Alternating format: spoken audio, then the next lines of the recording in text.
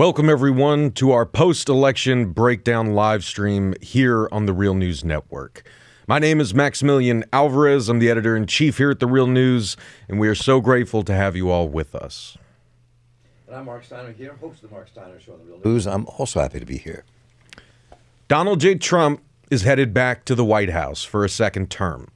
Republicans will control the Senate, and it's possible they will control all three branches of government when the dust settles: the executive, the legislature, and the judiciary. Republicans currently have the lead in the battle to control the House of Representatives with 207 seats compared to Democrats' 194 seats. But enough races remain competitive and uncalled as of this recording that the future of the House is still uncertain. In the presidential race, however, Democrats' blue wall crumbled in the face of the MAGA-led red wave. Trump not only won the key swing states of Georgia and North Carolina, but he also flipped Michigan, Wisconsin, and Pennsylvania. All of those states, with the exception of North Carolina, went for Joe Biden in 2020. And Trump currently has commanding leads in Nevada and Arizona. In these last harried months before Election Day, Democrats made a cynical, dangerous, and fateful calculation.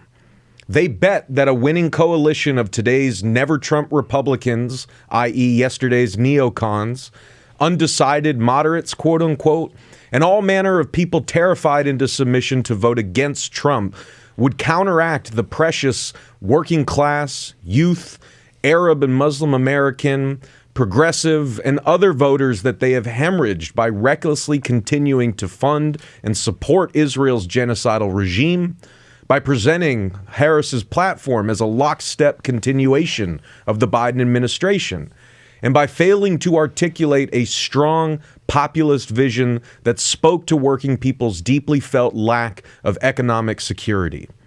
And they were wrong, catastrophically wrong. So what happened on Tuesday? And what happens now? What do the results tell us about the political landscape and the balance of power in the United States? How did Democrats lose so soundly? How did Republicans pull off such sizable wins? That picture does admittedly get more complicated when we survey the results of other key races and ballot measures across the country, and we are going to talk about that today as well. But what implications do the elections have for the future of civil rights, immigration, abortion rights, protest and social movements, public policy, the climate, Israel's genocidal war on Gaza, and America's place on the world stage? On today's live stream, we're going to dig into all of this. And this will not be the only live stream we have to address these issues. But we've got lots of incredible guests with powerful voices and vital perspectives coming on over the next 2 hours to help us unpack your biggest questions about the elections. We've got scholar, activist, and artist Iman Abdelhadi. We've got Rick Perlstein, columnist at the American Prospect and author of numerous books like Nixonland, Reaganland, and Before the Storm. We've got the great Laura Flanders, host of Laura Flanders and Friends on PBS. John Nichols, national affairs correspondent at The Nation.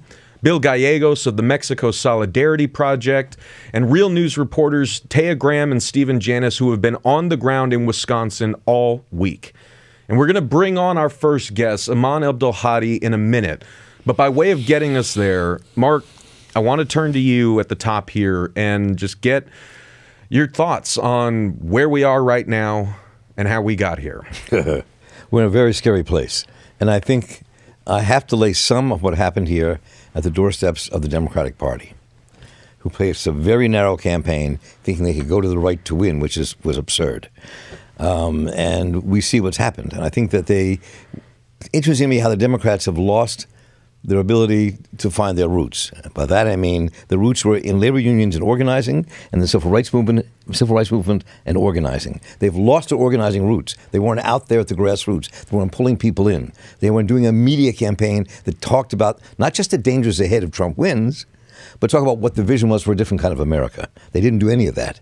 And I think they kind of put the nails in their own coffin. I mean, they tried. They tried to articulate it in a vision, and it was not a compelling one. I mean, I think that's like also just a kind of clear takeaway. Like, it just wasn't hitting. And we're going to talk about why, like over the course of this live stream and over the course of our continuing coverage, and your coverage all the way up to the election and beyond has been incredible. So thank you for all that work, brother. And thank you all once again for joining us. We know you've got a lot of questions. We're going to try to get to as many of them as we can, but please do send us in your questions, and we will try to address them in more segments, more live streams with more guests in the coming days and weeks. And right now, I want to bring on our first incredible guest, Iman Abdelhadi, scholar, activist, and artist who has been doing incredible coverage for outlets like In These Times in the run-up to this week's elections. Iman, thank you so much for joining us on the Real News Network today. I really, really appreciate it. Thanks for having me, Max. Well, we need your powerful voice, sister, now more than ever. And as well as we do, that right now, a lot of people in a lot of high places are going to be looking for people to blame this week's results on. And, one of the most obvious and softest targets that they're already going after is the Gaza solidarity movement. Anyone and everyone, who expressed genuine concerns over Harris's continued support of Israel's genocidal Zionist regime.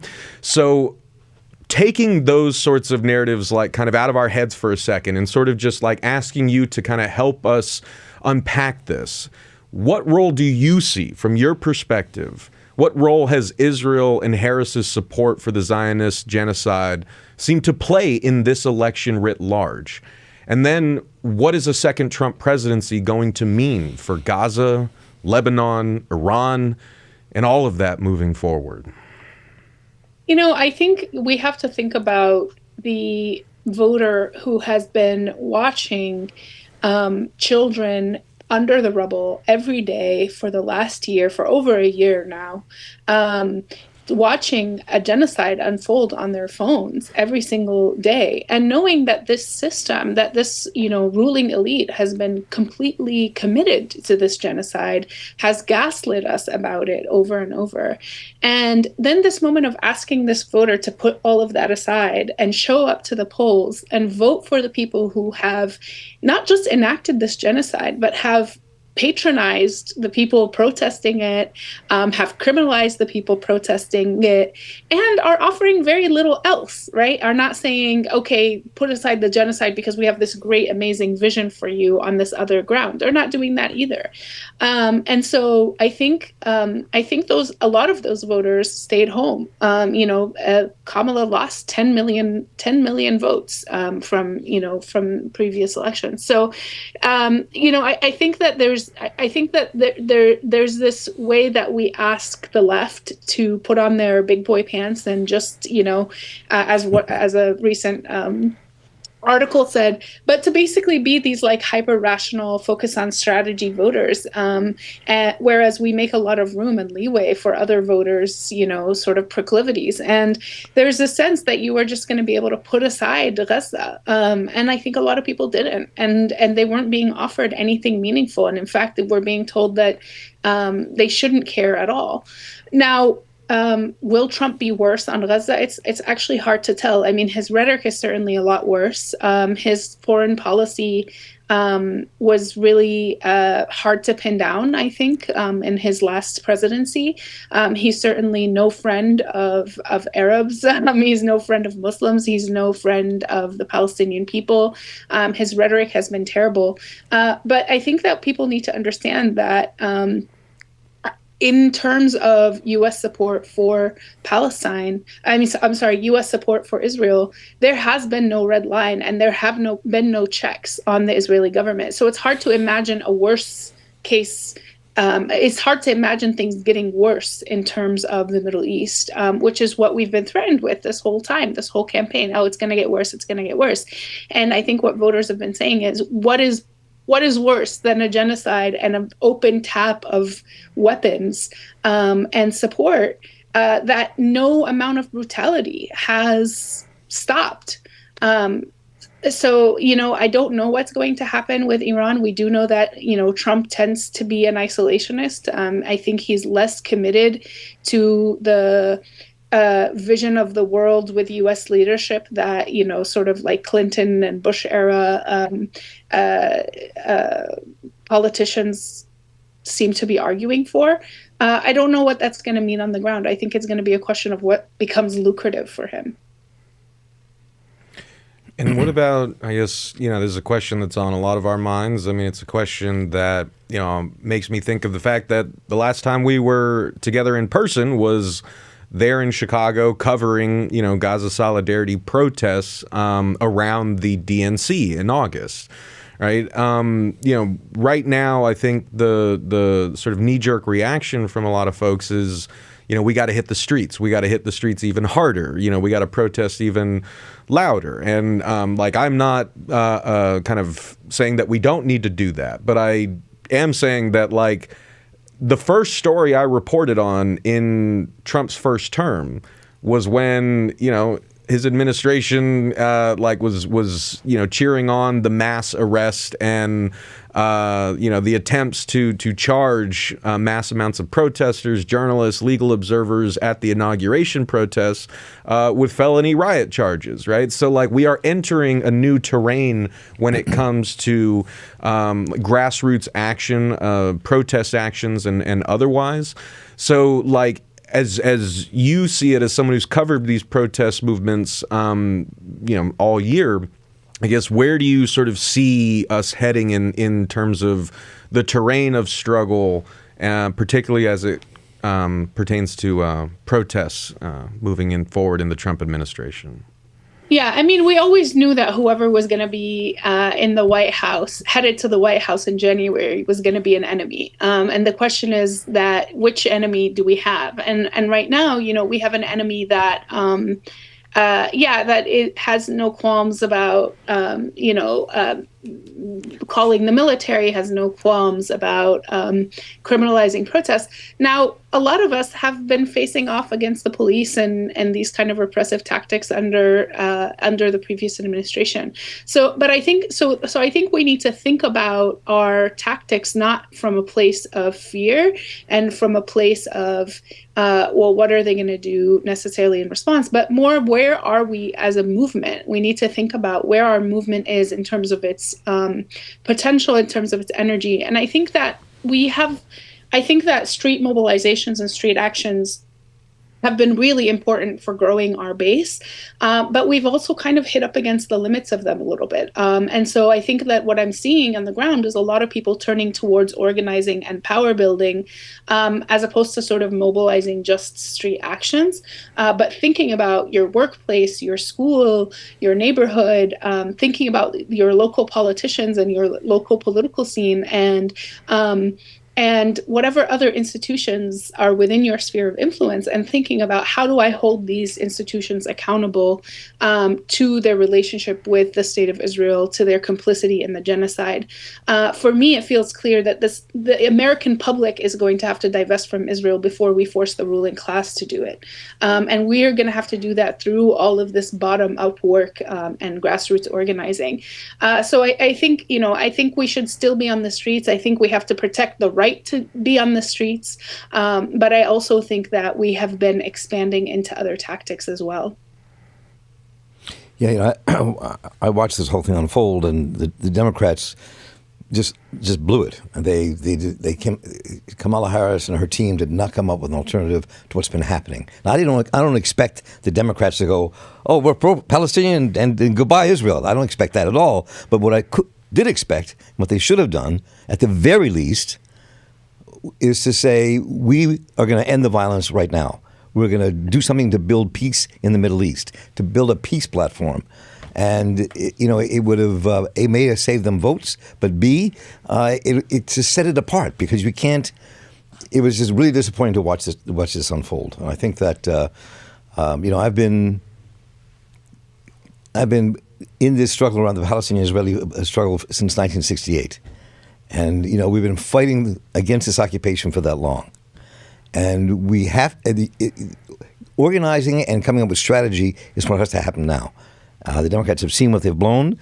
and I've talked to a couple of people in the Democratic Party over the last 2 days, and people really have to push to change the way they approach the subject, period. I mean, it's just obscene. And that's why, that's a huge reason why they lost. Well, and to kind of turn that into a question for Iman, I mean, again, I don't want to ask you to like speak for whole swaths of voting constituencies here, but I mean, like, just again, having watched what we watched, having heard what Mark just said, I mean, like, what would a better like alternative vision have been, like, you know, or needs to be moving forward to, you know, like, get the faith back from so many folks, not just Arab and Muslim Americans, but working class voters, youth voters, folks around the country who feel like, even in the face of a threat like Donald Trump, that like things are just, the prospect of things getting better is just so hopeless that they stay home, or they don't put their faith in any of the options on offer. What does an alternative to that even look like? I mean, I think a left-wing candidate. Listen, I don't think our full liberatory potential as human beings is ever going to be on the ballot, right? In the current system as it is, right? We're never going to have like liberation on the ballot. But I think that even within the current system, if you had offered people a left-wing, truly progressive alternative, right, with actual policies. I mean, we had one of the most hawkish, at the DNC. She said, we're going to build the most lethal fighting force on earth. She said this to her voters who are largely anti-war, anti-weaponry. And it's, there are these ways that, they could have even lied. This is what's so wild about having watched this campaign. It's like, you could have lied and said you were going to do more than you did, and then ended up doing what every Democrat has done, which is move to the right when you're in office. But they couldn't even offer that platform. And I think that speaks to the intense disjuncture between this party and the people who are supposed to be its base, right? That somewhere, there's this like consultant class of Democrats who truly believes that if you send Bill Clinton to Michigan to speak to Arab communities about how terrible, how Gazans basically deserve to die, that was a good election strategy on the eve of the election, right? So, I think there's so many ways that they could have done things differently. And within our lifetimes, we've seen that. I mean, we've seen the energy around the Bernie campaign. Bernie is not as far left as I would like him to be, but I even knocked on doors for him, right? We saw the kind of energy that could happen if you had an actual progressive candidate on the ballot. And here in this election, we saw that she lost states that voted for left-wing policies. In my own home state in Missouri, voters voted overwhelmingly for Trump, and they also voted for a minimum wage hike. It's not the fact, they're trying to spin this right now as America moving to the right ideologically because they voted for Trump. And I don't think that that's what we're seeing here. I think that what we're seeing is that there's a referendum on Democrats' economic vision, on their vision of the world as this, as a world that's led by U.S. hegemony. And they're losing that referendum. The people have voted against it. And those two things, the domestic side and the international side, are two parts of the same coin. We need a candidate who says, I care more about Americans' lives here. I'm going to actually invest in working class people here. And I'm going to do that more, and it's more important than protecting the interests of corporations or weapons manufacturers or Israel. And we haven't seen that. And I think if we had seen that, there was a moment where Kamala could have pivoted to that, and she didn't, and she lost as a result.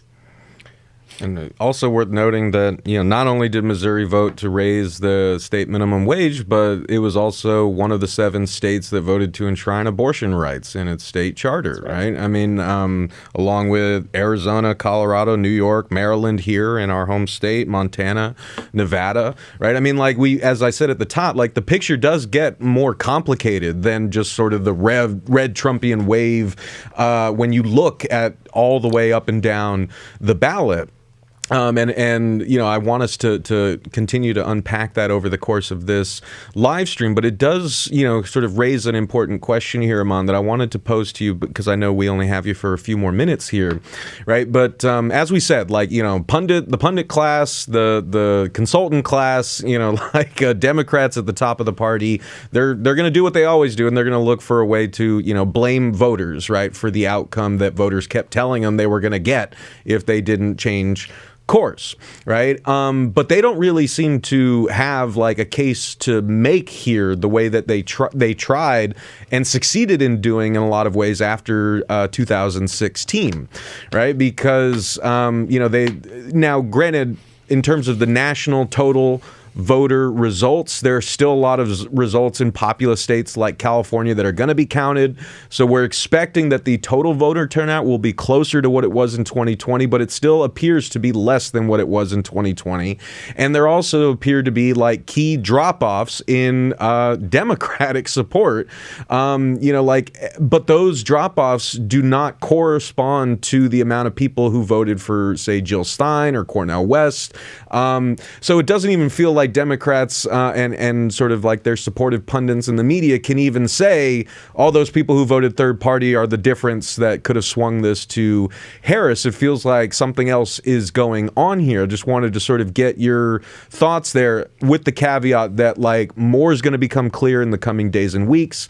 Exit polls need to be taken with a huge pinch of salt, but based on the results that we have, what do you actually think is are the takeaways that people should have, rather than trying to just blame this all on uncommitted folks or people who voted third party? I think the takeaway is that the Democratic Party has abandoned working class Americans, and it's abandoned any pretense that it was the sort of more pro-peace, anti-war party. And as such, and as a result, its base has abandoned it. And I think, there's this way that if you don't offer something exciting and something interesting in a country that is increasingly disillusioned with the whole system, is increasingly disillusioned with voting, you're just not going to win. So I think that's the key takeaway. But I think, broadly as a leftist, right, as someone who, like I said, doesn't believe liberation is ever going to fully be on the ballot, but that the ballot is worth engaging and that it's not something to throw away and that it is important and that we should participate as leftists. We should be seizing any ground that we can. I think we have to think broadly about the world we need to build and what the hurdles are to getting there and how to push for that. It became clear to me around the DNC that the sort of electoral possibilities of ending the genocide in Gaza had been reached, right? That we were not going to push her any further, and that it was time to focus our energy back to local organizing.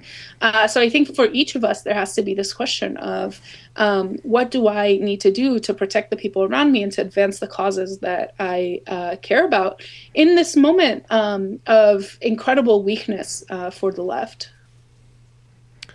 Brother Mark, any final questions you have for Aman? Yeah, I'm very curious from all the work you've done and what we face now in the Middle East and building a coalition that makes some changes here in America. How do you see that unfolding?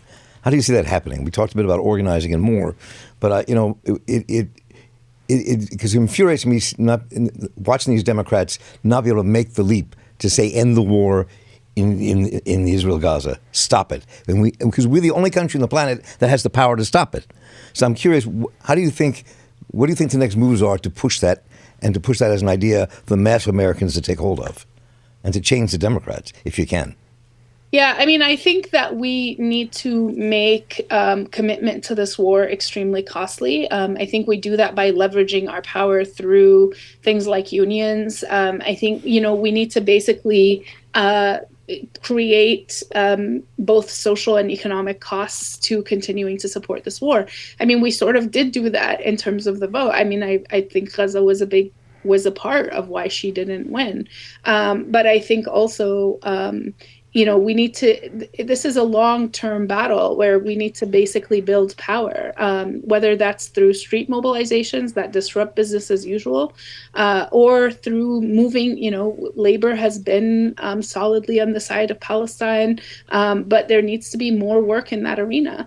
I think the broader problem is that we are left after decades of neoliberalization in a version of this country that makes it incredibly hard to leverage any people power, right? The fact that we have so few unions, that we have, and we're stuck in these kind of ideological debates without a lot of actually points of leverage.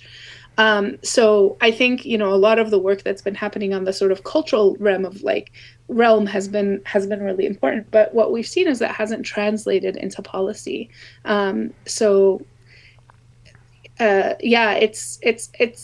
It's hard to say beyond, and I think organizing locally. So here in Illinois, for example, we're organizing around a divestment campaign for Illinois bonds. So I think there needs to be a sort of systematic attack on all of these links that bolster the Israeli government and its sort of murderous campaigns. I wish I had a silver bullet. I wish we all had it, right? Yeah. Oh, no. Yeah. None of us have a silver bullet, but I mean, we only have a couple minutes left with them on, and then we're going to welcome on, our next guests, Rick Perlstein and Laura Flanders. And so by way of asking you this kind of final question, Aman, Mark and I were talking about this leading into Tuesday about what the message was going to be if Harris won, right? Because I think for the left or whatever that means today, or for people who have, principled commitments that you could define as more left-leaning or progressive, there was going to be a very sobering reality on the other side of a Harris win, which is that the progressive wing of the Democratic Party is at its institutionally most powerless point. And it takes 2 election cycles to wash the Bernie Sanders stain out. And Harris would have gone into her administration feeling next to no compulsion whatsoever to even cater to that Bernie side, that progressive side of the Democratic Party that Biden felt compelled to cater to, in 2020. And so there was going to be a real soul-searching question of what is the left? Where is the left? And what do people who believe in that vision of the world, where are we? And what do we do moving forward into a Harris administration? Now we got Trump, right? So in a lot of ways, the equation's the same. Institutionally, we ain't got no power in that administration. We have less and less in all 3 branches of government. So, that is both a terrifying prospect and, a critical one because, for all the reasons that we can justifiably say people want an alternative so that we're not in this same situation in 4 years, that needs to start now. That needs to start yesterday, right? And a lot of people are feeling maybe too scared and too anxious to even begin thinking in those terms. So I wanted to give you the sort of final word here. If you could speak to people who are in that position, people who desperately want an alternative, but are currently, fearful of what a next Trump administration is going to be, don't know where to start, don't know what our goal needs to be beyond just defense of ourselves, our communities, and our livelihoods. What would your message be to those folks right now? I would say, start with the local level. I would say we need to build a bench of progressives that can move through these. I mean, in 2018, there was a blue wave of folks that were elected all over, really on all levels of government who were progressive and sort of on the progressive end of the party. And all of that kind of dissipated. They got eaten up into either they sort of got co-opted into mainstream kind of Democratic party politics, or they sort of got marginalized. But I think that it's important to think about these moments as moments of potential mobilization. And so I think on the electoral level, we need to build a bench of progressives who can sort of move through local elections and eventually kind of make their way up. And we need to keep them accountable through the movement, not by constantly immediately canceling them all the time, but constantly holding them back to their to accountability to their base. And then I think people need to organize. I mean, the reality is I didn't feel I had very much power in the previous administration either, right? And no one that I organized with felt like we had power vis-a-vis the last administration. And so, I think we need to build coalitions and organize kind of, again, in our spheres of influence, whether that's our workplaces or our schools or, our districts, and sort of build these coalitions that can either be used electorally or, more importantly, for sort of broader movement wins. So that is the great Iman Abdulhadi. You should read anything and everything Iman has ever written. Follow her on social media. Scholar, activist, artist. Iman, thank you so much for joining us on The Real News.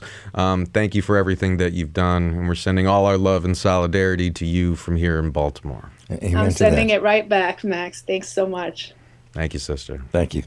So we're going to bring on our next guests in a moment. We've had them on before. In fact, we had them on together to help us break down the Trump conviction news that feels like, it happened 10 years ago, Really? but it was only a few months ago. And we, said rightly then, and we were addressing this to all the folks out there who were taking a premature victory lap and hoping that the, legal system of checks and balances would sort of just take the Trump problem off the country's plate back in the spring. Our message was very clear, that's not going to happen. Like, what in the Trump era would make you think that he's just going to go away or that the system is going to treat him, with the same callousness that it does, working people like us? And here we are, months later in a much different world. And so we're very excited to have our guests, Rick Perlstein and the great Laura Flanders, joining us today at this critical and dark moment to help us make sense of this.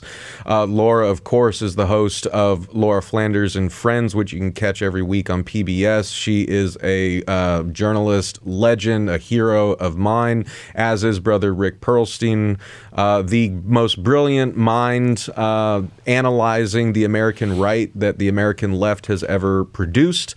Laura, Rick, thank you both so much for joining us today on the Real News Network. We really appreciate it. Oh, it's great to be with you. Glad to be here, Max. Good to see you, Rick. Yeah, it's a comforting place to be in a very uncomfortable time. Oh, that's Good to see you both. Yeah. Well, Mark, let's open it up with you. Yeah, I'd like to hear both of your analysis about what just happened here, how the Democrats blew this, and the growing power of the right. I've been covering the growing power of the right in this country for some time now here for Real News. What we're seeing now is they almost have a trifecta. Politically in Washington, D.C., it could be extremely dangerous from everything from civil rights to labor rights to the future of our country and our democracy. Everything's at stake. I'm curious, how did we get here? How do you think at this moment we came to this point? Can I start, Laura? You're the historian, Rick. Go for it. Yeah, I mean, I'm going to lean away from any preliminary judgment at this point that the Harris campaign necessarily blew it. I mean, maybe they did, right? But I'm just going to give like a little example of, my day-to-day life. I went, my car got towed. And at the impound lot, in the middle of a neighborhood in Chicago, the Mexican-American, clearly working-class clerk, we got into a conversation about the election, and he said he was for Trump. And he said he heard that, every undocumented immigrant was getting a $9,000 check. Right.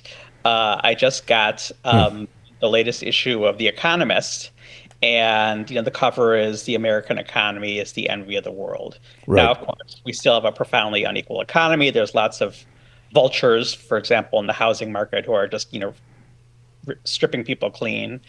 But if you kind of look back also at, say in the Biden administration, the fact that, we had a party, where young black men were called super predators, and now they're nominating, public defenders to the bench, or the fact that Kamala Harris chose as her running mate basically a Scandinavian social democrat who, when the federal government took away the Biden administration, let's be frank, took away, the COVID stimulus checks for families. He just brought them back, right? So I don't think it's as easy as just saying, the administration and the campaign rejected the left and that's why they lost. I mean, here I am in Chicago, and we elected the Bernie coalition, and they just screwed up everything, and the mayor has a 15% approval rating.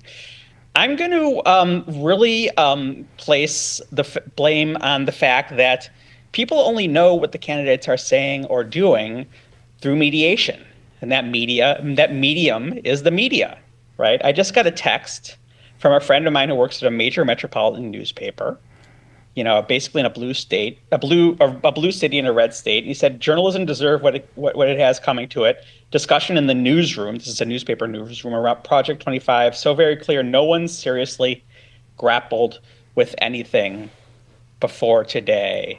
Just like, one more example, inflation, right? I mean, there's this huge debate over inflation, right?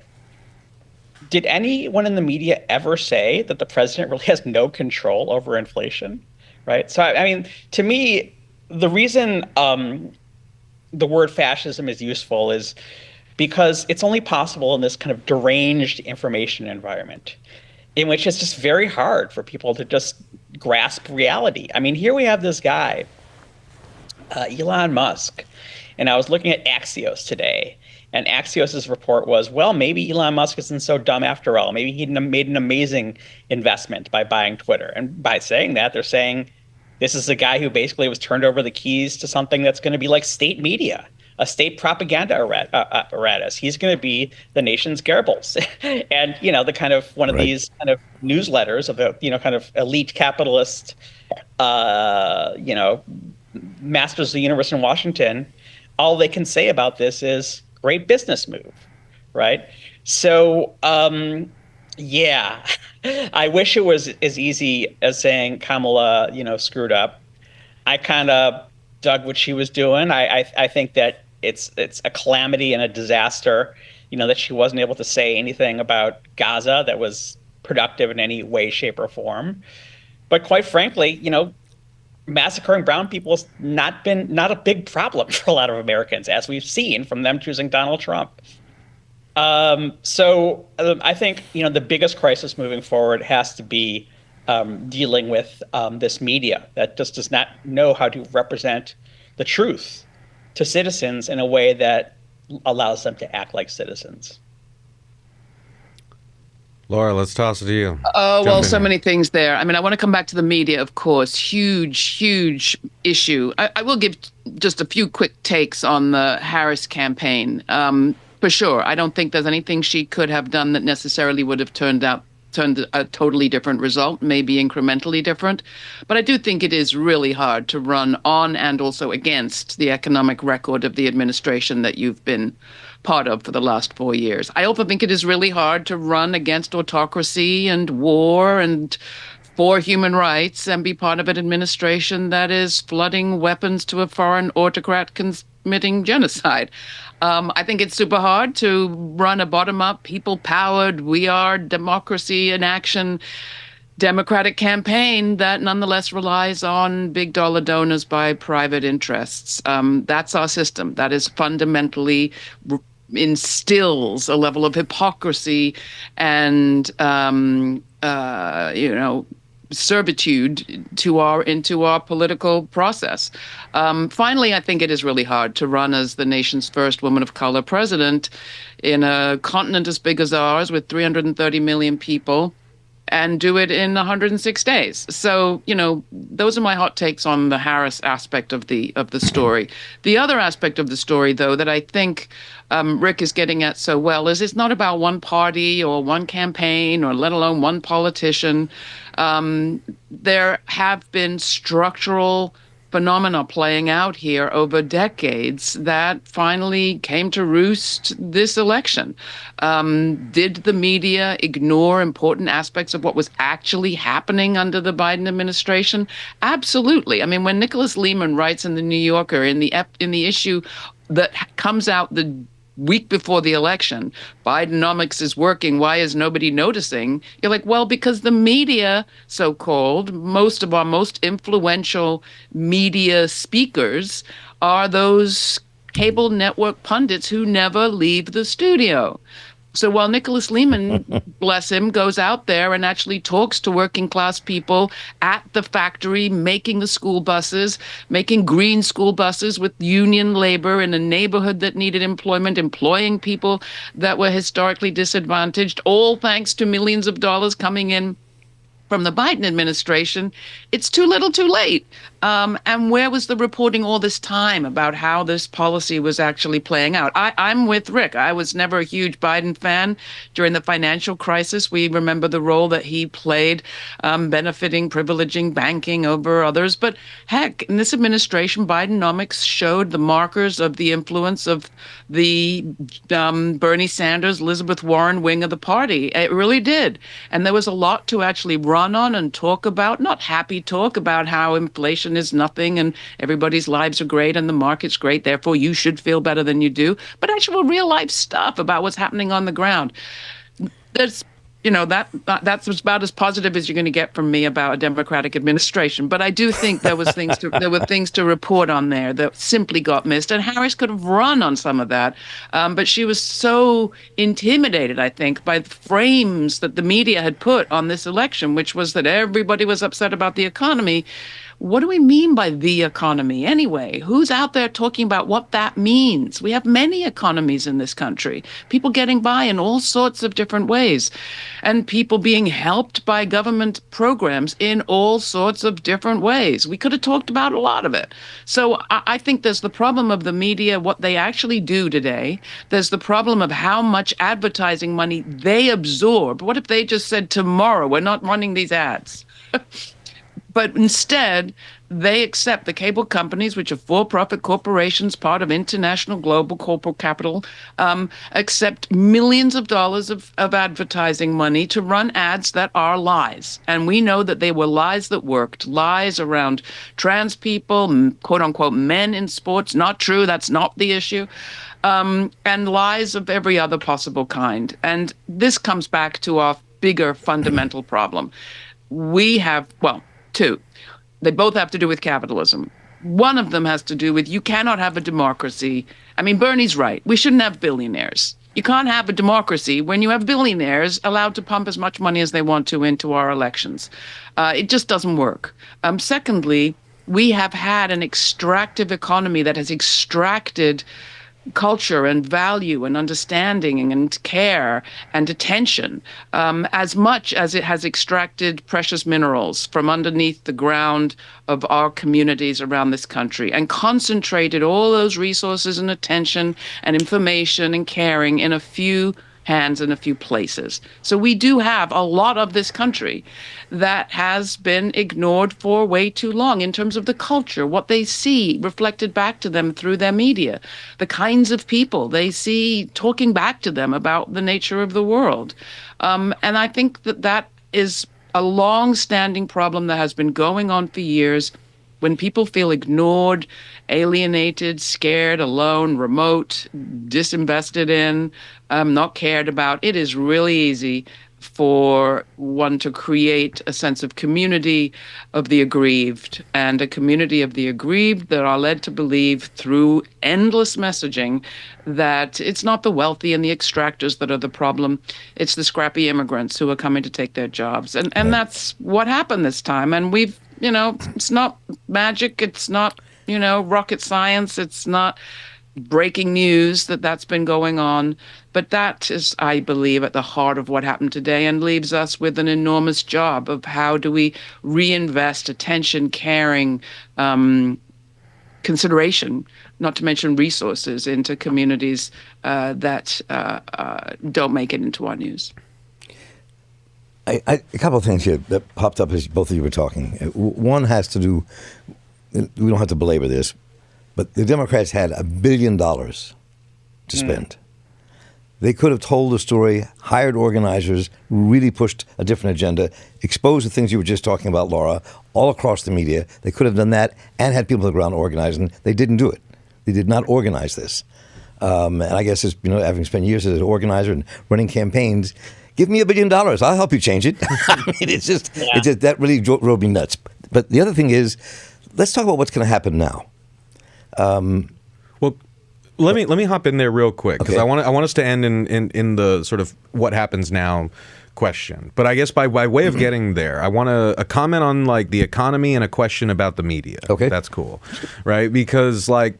Again, agree with what you guys are saying, taking it all in, appreciate your perspectives as always. And I want to just also offer kind of a perspective here as folks watching this know. I mean, like, yeah, the Real News Network is a, nonprofit newsroom. We're not competing, like with CNN or stuff like that, but we're small, mighty, we care, and we try. And we talk to working people around the country week in, week out. I interview tons of them on my show, Working People, all the time, right? And what I can also want to add to the conversation here is that in those conversations, you will hear how the people's perception of the economy and people's lived experience, right, produces a sort of mixed bag when we're talking about the economy. It is not as simple as saying Bidenomics is working, why aren't people talking about it? Depends on what people we're talking about. I interviewed railroad workers last week on my show saying, hey, Biden and Congress broke your guys' strike. How are people feeling right now? How are they going to vote? The answer was people are feeling demoralized. Our strike was broken under Biden's administration, and the rail companies got everything that they want. Then 2 months after we were forced to accept a contract, the derailment in East Palestine happened. They've been left behind. Railroad workers feel just as demoralized as they did 3 years ago before the country started to care about them again. They barely got any sick days. They got a little pay bump, but they're still being run into the ground. So in terms of Bidenomics working for them, it's not, right? In terms of public school teachers in counties all across the country, especially in places like Minnesota where I've interviewed folks, they can't hire educators because the pay is so low and they can't retain folks. Nurses, healthcare workers, education workers are constantly telling us that they are being burnt out because they're having more work piled onto fewer workers at pay that is not keeping pace with the cost of living. If you add into that young people who are dealing with a massive debt burden from getting the education we were told to get when we were young, those student loan repayments started up a few months ago. Housing costs still are skyrocketing. Bidenomics is not working for a lot of folks there, and they're feeling it. Now, again, Trump's not going to address that, but it's it paints a really complicated picture. As Laura said, there are many economies. It's a complicated picture, though, Max. That if you had been running for office, you would have said, "Listen, it's not working for everybody. We want to do more, do it better." If you were a Democrat, you would have run on, "We've been at least doing this, and we could be doing more," instead of, "We agree it's been a big problem." Which is what she basically ran on. So instead of saying we need more of this, and this is what's been happening, and this is what still needs to be done, she ran away from the whole story, which I think was a big mistake. Yeah. I agree. Yeah. I think also people have a very distorted picture, which brings us back to the media about what the scene is for working class people and organized labor in this country. Folks still think we're in the midst of this great organizing wave when the organizing wave that emerged out of COVID is still running through the mud of an underfunded NLRB and a viciously anti-union corporate class that has managed to stall so many of those unionization effort. So again, complicated picture, point very well taken. This brings us back to the question of the media, right? Because I wrote this piece last week for In These Times in the Real News, sort of a deeply personal piece trying to address this question because I went back home and visited my grandfather who's dying of Alzheimer's, who's obsessively watching Trump and Fox News and OAN, and I sat there in his living room watching the screen that he watches that connects him to the world outside of his window, and the world looked very different than the one that I see watching the world in my social circles, through the media that I consume, the reporting that I do. And that is a huge unspoken crisis that we are experiencing in the digital age right now, where, you could be seeing and imagining a very different country than the person who sits next to you on the bus, depending on what channels you watch, what apps you use, what podcasts you listen to. So there's been a fracturing of not only the mass public that maybe, television commanded a large audience of 30, 40 years ago, But that has sort of translated into a very fractured sense of like the country that we're actually living in. And so I wanted to ask, like, Rick, is someone, the media is one of the core pillars of the infernal triangle that you're writing about so much at the American Prospect. Can you talk a bit about that sort of like reality warping and reality encasing sort of effect of the fractured media ecosystem we're living in now? And Laura, as someone who, you know, has been working in media and journalism, you're on still public TV, like, how do we fight that? Right.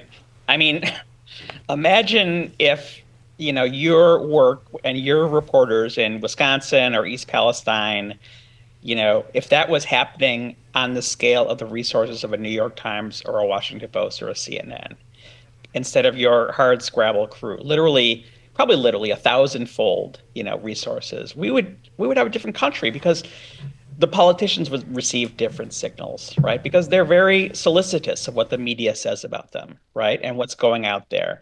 I mean, take something like, you know, crime and crime committed by migrants, right? Every educated person knows that immigrants commit violent crimes on a level far lower than native-born people. You know, so logically speaking, if you want a less crime-ridden country, you know, you let in more immigrants, not less. And, you know, the lie that immigrants are, quote unquote, invading, I mean, which is just like fascist rhetoric, right? I mean, the idea that a poor huddled masses yearning to breathe free, you know, are the people who are the threat to the country. I mean, it is like something out of Nazi Germany or Pravda in the Soviet Union. Yep. You know, I spent a couple of weeks ago, I was in New York, and I went to Ellis Island. And, you know, so I really saw Ellis Island. I don't know if some of you guys who are older might remember that Ellis Island was rehabbed and kind of reopened after a long closure in the 1980s, you know, during the Reagan era. And at the same time, they restored the Statue of Liberty. You know, there are all these scaffolding around it. And it was really a time when the civic religion just had a basic grasp and a basic beliefs that, you know, immigrants were a good thing. And one of the things I found so fascinating was they had all these oral histories in which people told their stories, you know, what it was like going through Ellis Island. And one guy was like, there was a law that you had to have $25. So we would just kind of pass the same $25 down the line. And the immigrant inspectors looked the other way. You know, they knew we didn't have $25. And the fact that this was upheld in the museum is a story that we were supposed to celebrate, you know, showing the gumption and hustle of immigrants, instead of, you know, the story now, which is, you know, told also by, unfortunately, Kamala Harris. Did she ever say once that we want more immigrants, that immigrants are good? She said we are a nation of immigrants, which was a very mild thing. You know, instead the story about, you know, immigrants passing that $25 down the line would be, wow, these immigrants are cheating us, right? And that's somehow become this kind of bipartisan thing. And it is backed by this, you know, lie that's also passed on in the media because the Republicans say it. And if the Republicans say it, we have to report it without fact-checking, because fact-checking would be bias, right? That America is suffering an epidemic of violent crime. So, yeah, I mean, I think really it's very fundamental. And then you get to the issue of, you know, social media and their algorithms that basically valorize people, you know, basically lying in order to create fights, which creates more engagement. You know, I think that, you know, the revolution now flows through the media, right? I mean, if we had an honest media that provided a reasonable picture onto the world, everything would change. Everything would change. I mean, Rick, you mentioned in passing Goebbels, you know, and I wrote a piece for The Guardian earlier this year that referred to Musk as today's Goebbels, you know, and I didn't just mean because of the role he's playing in communication, but structurally. I mean, people perhaps don't remember Goebbels, the communications director for the Hitler administration, as it were, the Hitler regime. He didn't just do propaganda. He distributed cheap radio sets to Germans all across the country so that they, boosted the economy of the people that owned the manufacturers, but also gave people a free new medium that they could engage with and get their news from, that they were excited about. It was very similar to Twitter or X. And I think that idea of distributing not just content, but also form, the pipes as well as what runs through the pipes, owning your own media platforms. I mean, the Trump team have several of them now. Trump has his own, which is increasing in value after the election. And Twitter, Musk has X. You know, I think that we, and always, Max, when I talk about the failings of the media, I am not talking about you or me or the whole media, independent media ecosystem that has provided us our community over all these many decades. And it's exciting to know that there are new generations of independent media makers and movement media makers, and a new alliance that I know that you're part of, the Movement Media Alliance, that's thinking about how can we independents move more closely together, work more closely together, help one another survive better. I assume my days on public television are numbered, because I think public television is to be zeroed out of the budget, at least according to Project 2025. Right. Not that anybody at public television covered that part of Project 2025, but hey, I read that chapter with care and concern. I think they mention it on page like 2. Yeah, So, But I do think that this media piece, also another thing that I've thought about a lot is we have monopoly media. And when I talk about extraction, the equivalent, the extraction takes resources from a place, attention, people, care, all of that, and concentrates it somewhere else. And if you think of what's happened in our media, national networks have taken over where there used to be local media, and that local media that reflected back to you perhaps what was happening in your town, the little league scores and the stores and what's happening in the church and the food pantries and anything that would reflect back to you your actual reality. In most parts of this country, there is no such thing. And I think that is another phenomenon, that it's not just the addition of sort of propaganda mechanisms, but the subtraction of the other media that made people feel that they lived in a community with other folks. So I'd like to ask a quick question in the time we have here. Yeah, we got a few minutes to our next segment, so take us out. Okay, so when you have people like Elon Musk, J.D. Vance in positions of huge power, these are both very bright and shrewd men. And you have Project 2025, which they're going to implement. We touched on this just briefly. It was brought up, but it seems to me one of the biggest issues we're going to face is people like that running the government and implementing Project 2025. I'm curious what your analysis of that is. What do you think is going to take us, and what's the struggle against it? Rick, you want to jump in first? Project 2025. One thing that is very important to understand about Project 2025 is how just thoroughly comprehensive it is. I tried to read through the whole thing, and it gets to the most molecular, granular levels of these agencies you've never even heard of. It does. Right? I read it. So yeah. what is the contrast to kind of power building on the left is we don't have that kind of granularity about where the levers of power live. It's like we say the right things, we have the right ideals, but one reason I personally preferred Elizabeth Warren over Bernie Sanders is she knew those millions of federal agencies and who worked there. And just to take a quick example, one of my friends running for governor said he supported Elizabeth Warren because he told a story about how when he was running for governor, he said he was trying to create this certain financial reform, and in order to do it, he had to pass this law. And Elizabeth Warren said, "No, you don't have to pass this law. That's already a federal law. You just need it enforced by this person in this place." Da, da, da, da. So I think that kind of granularity, that kind of seriousness about power, that kind of really unglamorous stuff is what Project 2025 accomplishes. That there isn't much of a parallel to on the left.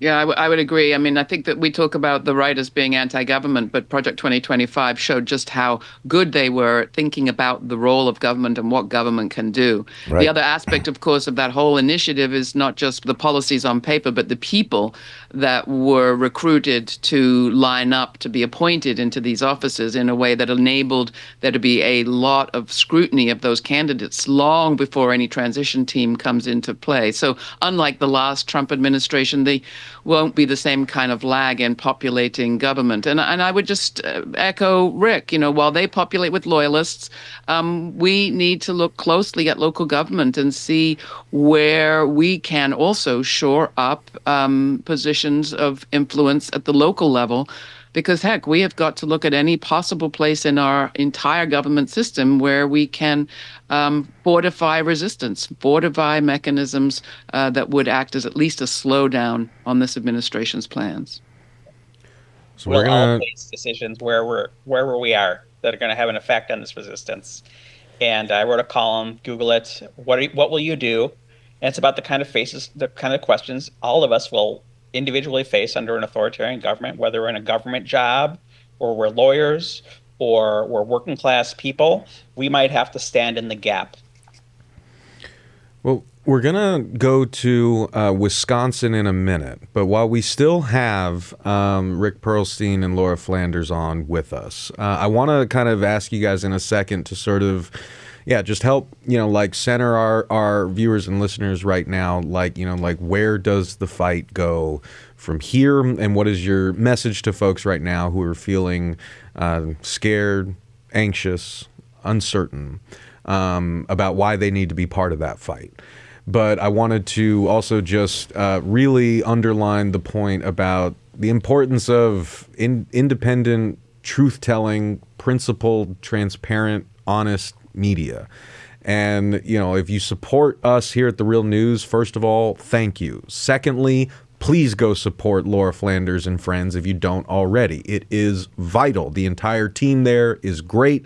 They do incredible work week in, week out. And as you've seen here over the past 30 minutes, we desperately need Laura's voice heard by as many folks as we can. Same goes for Rick. So if you are watching this, you support The Real News, please go support our friends at Laura Flanders and Friends. Please support The American Prospect, where Rick's invaluable column is published every week. So I wanted to put in a plug there for both of our guests and their incredible work. And I wanted to throw it back to you guys to kind of have the final word here. Again, what would you say to folks out there watching and listening about where the fight goes from here, why they need to be part of it, and how we steel ourselves for what's to come?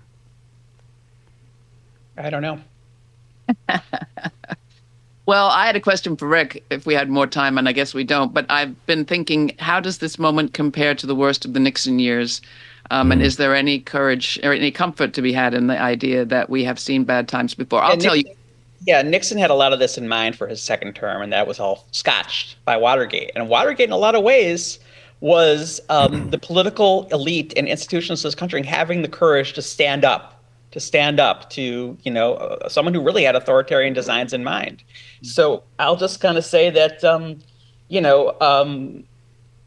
we need all of us, whether we're Democratic office holders or radical grassroots activists, to figure out, kind of some way to find every possible lever of accountability, and make it hard. Yeah. Make it hard. And that could just mean putting your body in front of us, in front of an immigrant who's going to be deported, Just make it hard.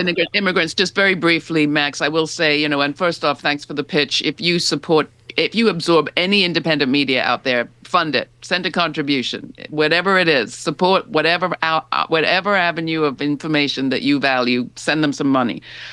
Secondly, we recorded a show yesterday that will be aired tomorrow at 5, and it's all frontline activists, and one of them is Gerline Yosef, who works with the Haitian Bridge Alliance, the only Haitian American organization working with migrants on the border.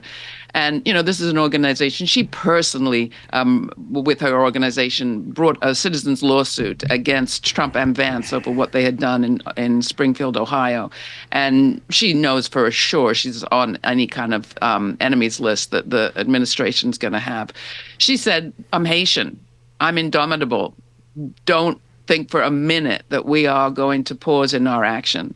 And while I was there, white lady saying, oh my God, worst night ever. She's like, We've seen many worse nights. And the other guests that we had on the show too, who have spent years fighting segregation in North Carolina or, genocide on the reservations, they all looked at me like, get over yourself, get down to work, get busy. I think art, culture, we're going to need to really exercise our imagination and every possible tool of connection and place of connection that we have, that into which we can invite the next generation, age-wise and every other kind of wise, that will help us build a better day and connect us to one another. So save the places that you care about and invite new people into them.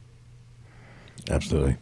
Hell yeah. So that is the great Laura Flanders, host of Laura Flanders and Friends on PBS, and the great Rick Perlstein, author of numerous books, including Nixonland and Reaganland, and you can catch Rick's column, The Infernal Triangle, at the American Prospect. Rick, Laura, thank you both so much for joining us at this critical moment. We need your voices now more than ever, and we appreciate you joining us and sharing them with our audience today. Take care of yourselves, and we're sending love and solidarity to you guys from Baltimore. Good to see you Keep up both. the great work.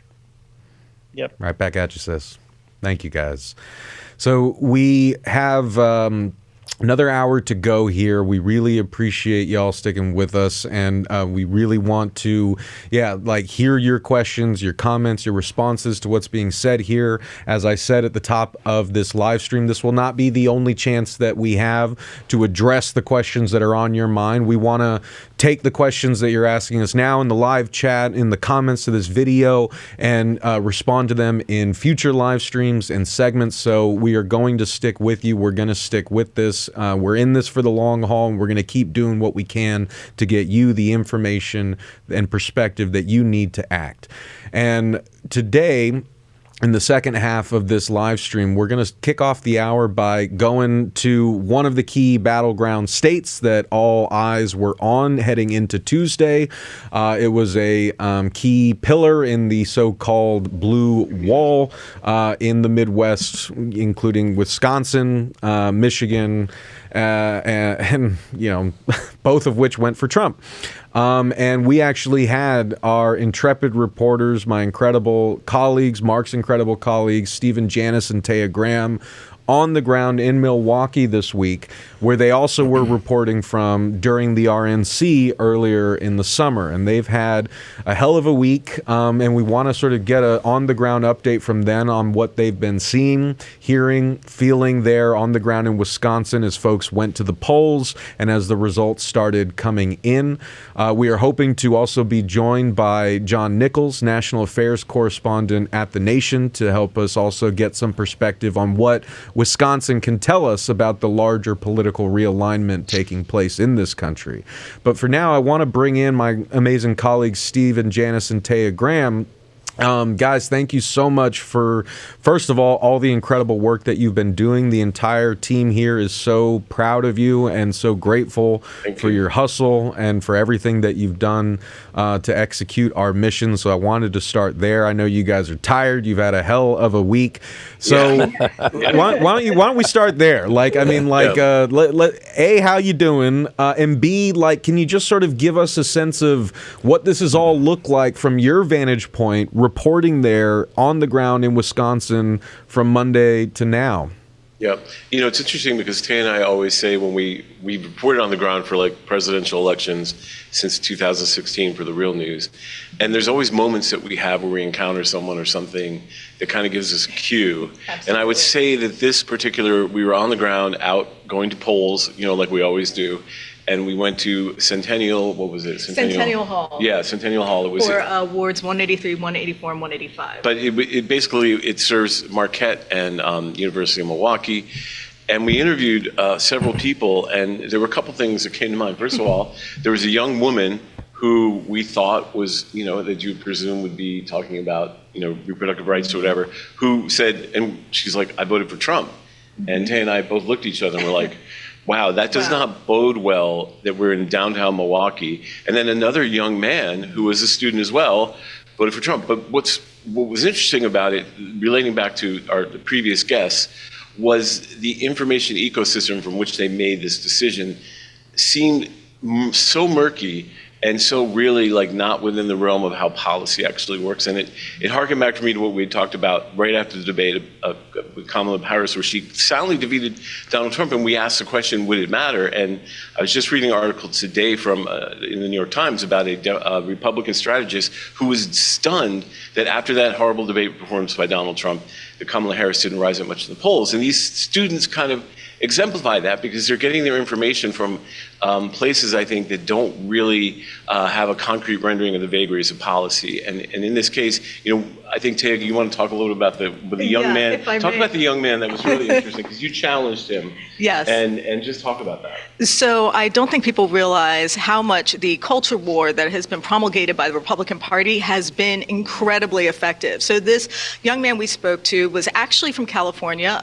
He's an Asian American, and he essentially said, and in not so many words, that he didn't want his media to be woke. And what he cited was J.R.R. Tolkien's Rings of Power, and on Amazon Prime. And he cited that he did not want, I guess, present deism put into his fantasy. And I said to him quite pointedly, I said, so you didn't like the black lady dwarf, is what you're saying. And he smiled and he looked down and he said, well, that and the LGBTQ ideology that I found in the art as well.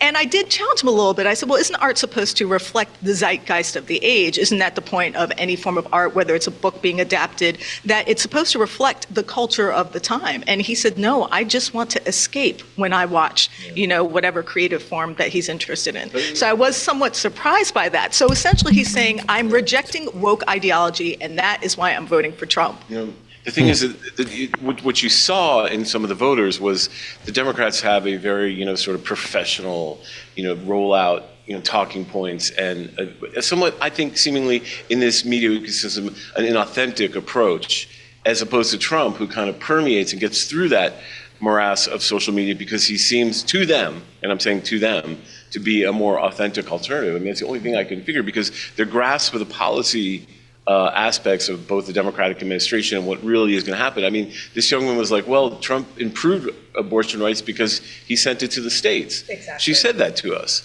She said, and Tay and I are kind of looking at each other. A little puzzled. Yeah. Puzzled. And I mean, Tay, you can talk a little bit more of that, but I think that just to emphasize that, this is a social media tumble world they're in, and the Democrats are coming forward with a very professional campaign, but maybe that doesn't work. Right. But the one thing that I can tell for certain from all the different people that we spoke to at the polls is that the Democrats did not do their job communicating to the public effectively. And people can discuss for the next 4 years how Trump was so effective, whether it's that he's the perfect man for the social media ecosystem that we have, that he's able to push through in a way that, as Stephen said, sort of granular policy analysis simply doesn't. It simply dies on the vine. But these young people, I would say, and I don't mean to say this to be rude to the Trump voters in any way. We went to the Republican National Convention, and also the people at the polls. When I spoke to delegates at the Republican National Convention, they could not cite specific policies. It was based on their feelings about Donald Trump as a leader, and that is exactly what that young woman said. She could not name a single policy from his previous administration that she liked, but she just felt that he felt stronger as a candidate. And so it's an emotional connection. And for whatever reason, Democrats have not been effective at making that sort of connection with the public. Yeah, I mean, I think that's a really critical point, right? The emotional economy of vibes is playing a huge role in shaping voter attitudes and perceptions of the reality that they're living in. And I want to return to that point for sure, in a minute, but I'm excited to welcome on our other guest for this segment, the great John Nichols, who is national affairs correspondent of The Nation, has been writing on and analyzing Wisconsin and its place in the political terrain for many years. We've had him on Mark's show. He's a brilliant, brilliant mind, and we're so grateful to have him on to help us unpack this. John, are you there with us? I think I am. I can see folks. Beautiful. We can see you. Good to see you, man. It's a pleasure. John, how are you? Good to see you. Thank you. Good to see you, my friend. Thank you so much for joining us, man. We know you don't have much time. We know you're working your butt off right now. So Amazing. We're still trying to figure this one out, okay? Yeah. So while we've got you, right, I mean, I want to give our audience access to your rich perspective here, because we need it right now, right? And there is a lot to be unpacked about like the current results in Wisconsin that I want to ask you to try to sort of help our viewers and listeners understand what they're seeing and where it came from, but to also offer us some like larger historical perspective here. I mean, like I was watching on MSNBC, they were showing the map from 2008 to 2024. It's basically mirror images of each other, you know, in terms of, especially in the rural counties across Wisconsin that have now just deep red when they were blue, you know, not so long ago. And this, of course, is taking place in a longer political trajectory in a state that in many ways is the heart of modern progressivism. So I wanted to ask if you could, A, help us just unpack kind of what we are seeing now in Wisconsin, what is happening in Wisconsin and what that tells us about the national scene right now, and how the heck we got here. Like, what can Wisconsin tell us about how we got here? Well, we could. That's a great way to frame the question, frankly, because Wisconsin, of course, we begin with the fact that it's the ultimate battleground state, more of a battleground state than any other in the country. Now, in the last seven presidential elections, 5 of them have been decided by under 35,000 votes, 4 of them by under 25,000 votes. So you can't find another state in the country that has that pattern of deep divide. This is a state that has a Democratic senator and a Republican senator. It's a state that had a Republican governor, now it has a Democratic governor. You know what I mean? It's just, it's kind of constant. Out of this election, we just had a result that made our state legislature, our state Senate, almost exactly tied. And so in that context, obviously, small movements in one direction or another mean a lot. And you are basically right to focus on rural. And that's a place where progressivism was, in Wisconsin, at its strongest at one time. It was a combination of Milwaukee socialists and rural populist farmers. Mm-hmm. And it was a very effective coalition. And interestingly enough, it held. The Milwaukee socialists faded, and so did some of the progressive tradition. But still, you had a state that voted Democratic in 1988, 1992, 1996, 2000, 2004, 2008, and 2012, right? This whole pattern. Then Trump comes along, and he cracks into that. He doesn't win by much in 2016, and he didn't win by much this time. 20, 30,000 votes is what you're talking about. That still makes Wisconsin, and when all is said and done, Wisconsin will end up being closer than most of the battleground states. Here's the fascinating thing about Wisconsin, though. Tammy Baldwin, the sitting U.S. senator, who's clearly to the left of Kamala Harris on a number of issues, she won. She pulled it off. And just as Trump won Wisconsin, it looks like roughly 30,000 votes. Baldwin won by roughly 30,000 votes. So there's a space there. But I think you have to be careful to assume that there were Trump people voting for Baldwin. There was a drop-off. There's I think a portion of Trump voters who just vote for Trump and don't even vote for the rest of the Republican ticket. That's something to take into the mix. But there were some folks who actually did cast a Trump-Baldwin vote. It seems bizarre to us in many ways because that doesn't compute. Tammy Baldwin, an out lesbian who supports Medicare, has supported Medicare for all, who is been very progressive, not always, and not as good as I might want on some issues, but pretty solid record, winning in a state where Trump's winning. How does that happen? What's going on there? Why do you have this? Well, the answer, and we saw a little bit in Michigan with Slotkin winning the Senate seat narrowly over there. The answer is that Tammy Baldwin did something that the national Democratic ticket didn't do. And that is she wedded her campaign to trade unionism, to the working class, to the labor movement. And this morning, just not long before I joined you today, I was at an event where she formally declared victory. She didn't do it at a hotel, downtown hotel, like Democrats always do, right? Or almost always do. She didn't do it in an office, some office someplace, or even, frankly, at her alma mater, or the University of Wisconsin campus. She did it at a union hall on the edge of town, and the place was packed with union members wearing their shirts, steam fitters, electricians, teamsters, all sorts of other folks. And when she walked in the room, there was this epic, cheering, right? And that's frankly what Democrats need to have. They need to have union members cheering them on. They need to have an excitement about their candidates, just as, I guess, as an example, the Christian right gets very excited when a Republican walks in the room. And one of the things that Baldwin did in Wisconsin, this is the last I'll say on this because I want to hear more of your questions, of course. But one of the things that Baldwin did in Wisconsin was a wholly different set of ads. You wouldn't have recognized them as compared to the Democratic Party in a lot of other places.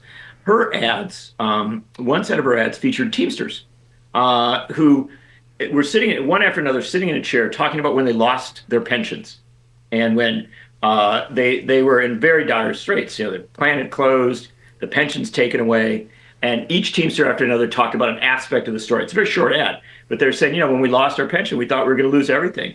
And a couple sitting there saying, we thought we were going to lose our house. These are real working class people talking about a profound issue. And then toward the end of it, one of them says, and so we called Tammy Baldwin, and she went to work for us.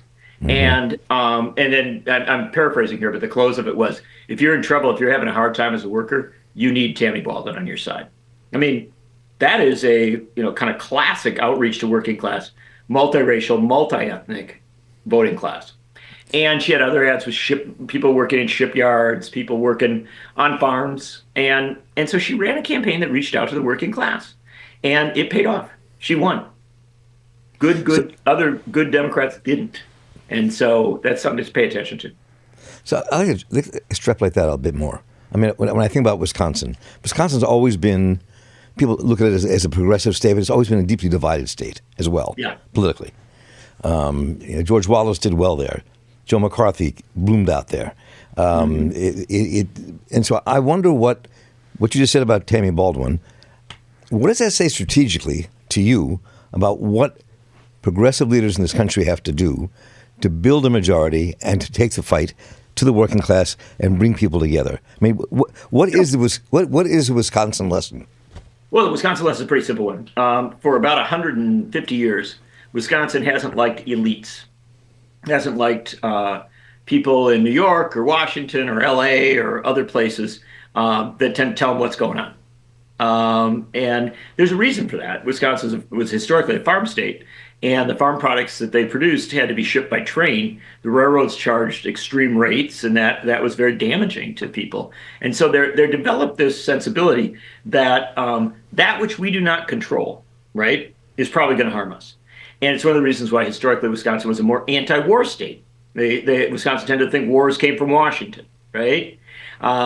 Wisconsin was a state that was, historically a very strong union state, very strong on a lot of different issues, and also very anti-corporate in a lot of ways, and very anti-monopoly, et cetera, et cetera. Our politics has become so muddled in recent decades that I think most people don't necessarily see the Democratic Party as an anti-corporate, anti-monopoly party, right? So if you're going to get those votes, you have to remind people of that. Or there is a real chance that they're going to vote for somebody else who sounds like they're attacking elites. That's how you ended up with a Robert M. LaFollette, the great progressive, winning, and his son, Robert M. LaFollette Jr., winning a Senate seat, which ultimately went to Joe McCarthy.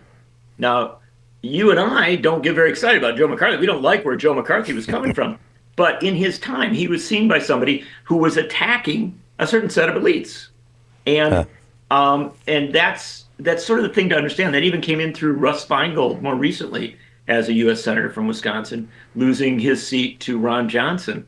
All of this kind of a muddled politics. You have to cut your way through it. And what Baldwin did was cut her way through it. She said, hey, by the way, I am the candidate of unions and of working class people. I don't just, tell you that in a speech or something. I'm going to put them on my ads. I'm going to actually use them talking to the people of this state. It didn't mean that she de-emphasized other issues. Her strong support of abortion rights. She's arguably the leading supporter of abortion rights in the Senate. Didn't mean that she played down her stances on a host of issues. But she turned up volume on these working class issues. And it paid off. I think you saw a little bit in Michigan with Slotkin in her Senate race as well. But you didn't see it in the presidential race. Right. And I think that's a subtlety of this thing. Kamala Harris had extremely strong union support. And unions went to the mat for her, really worked hard all over the country. Even when the Teamsters didn't endorse her, Teamsters regional and local councils jumped in to back her and gave her a tremendous amount of support.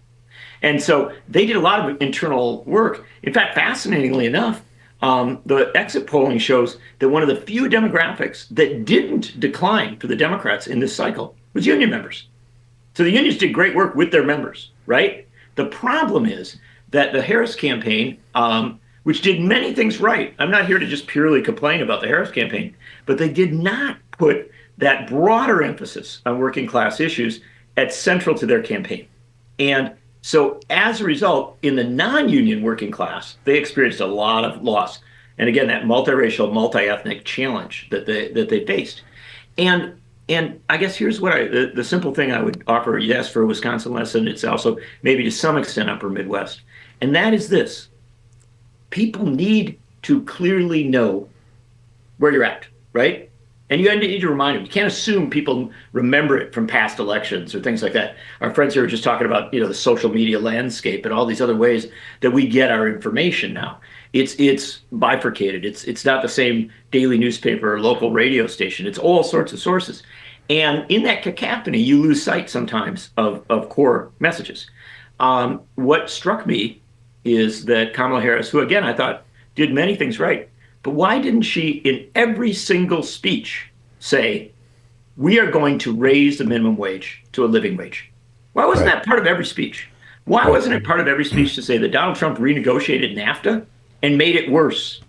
Actually undermined the auto parts industry and all sorts of industries, and call it Trump's NAFTA.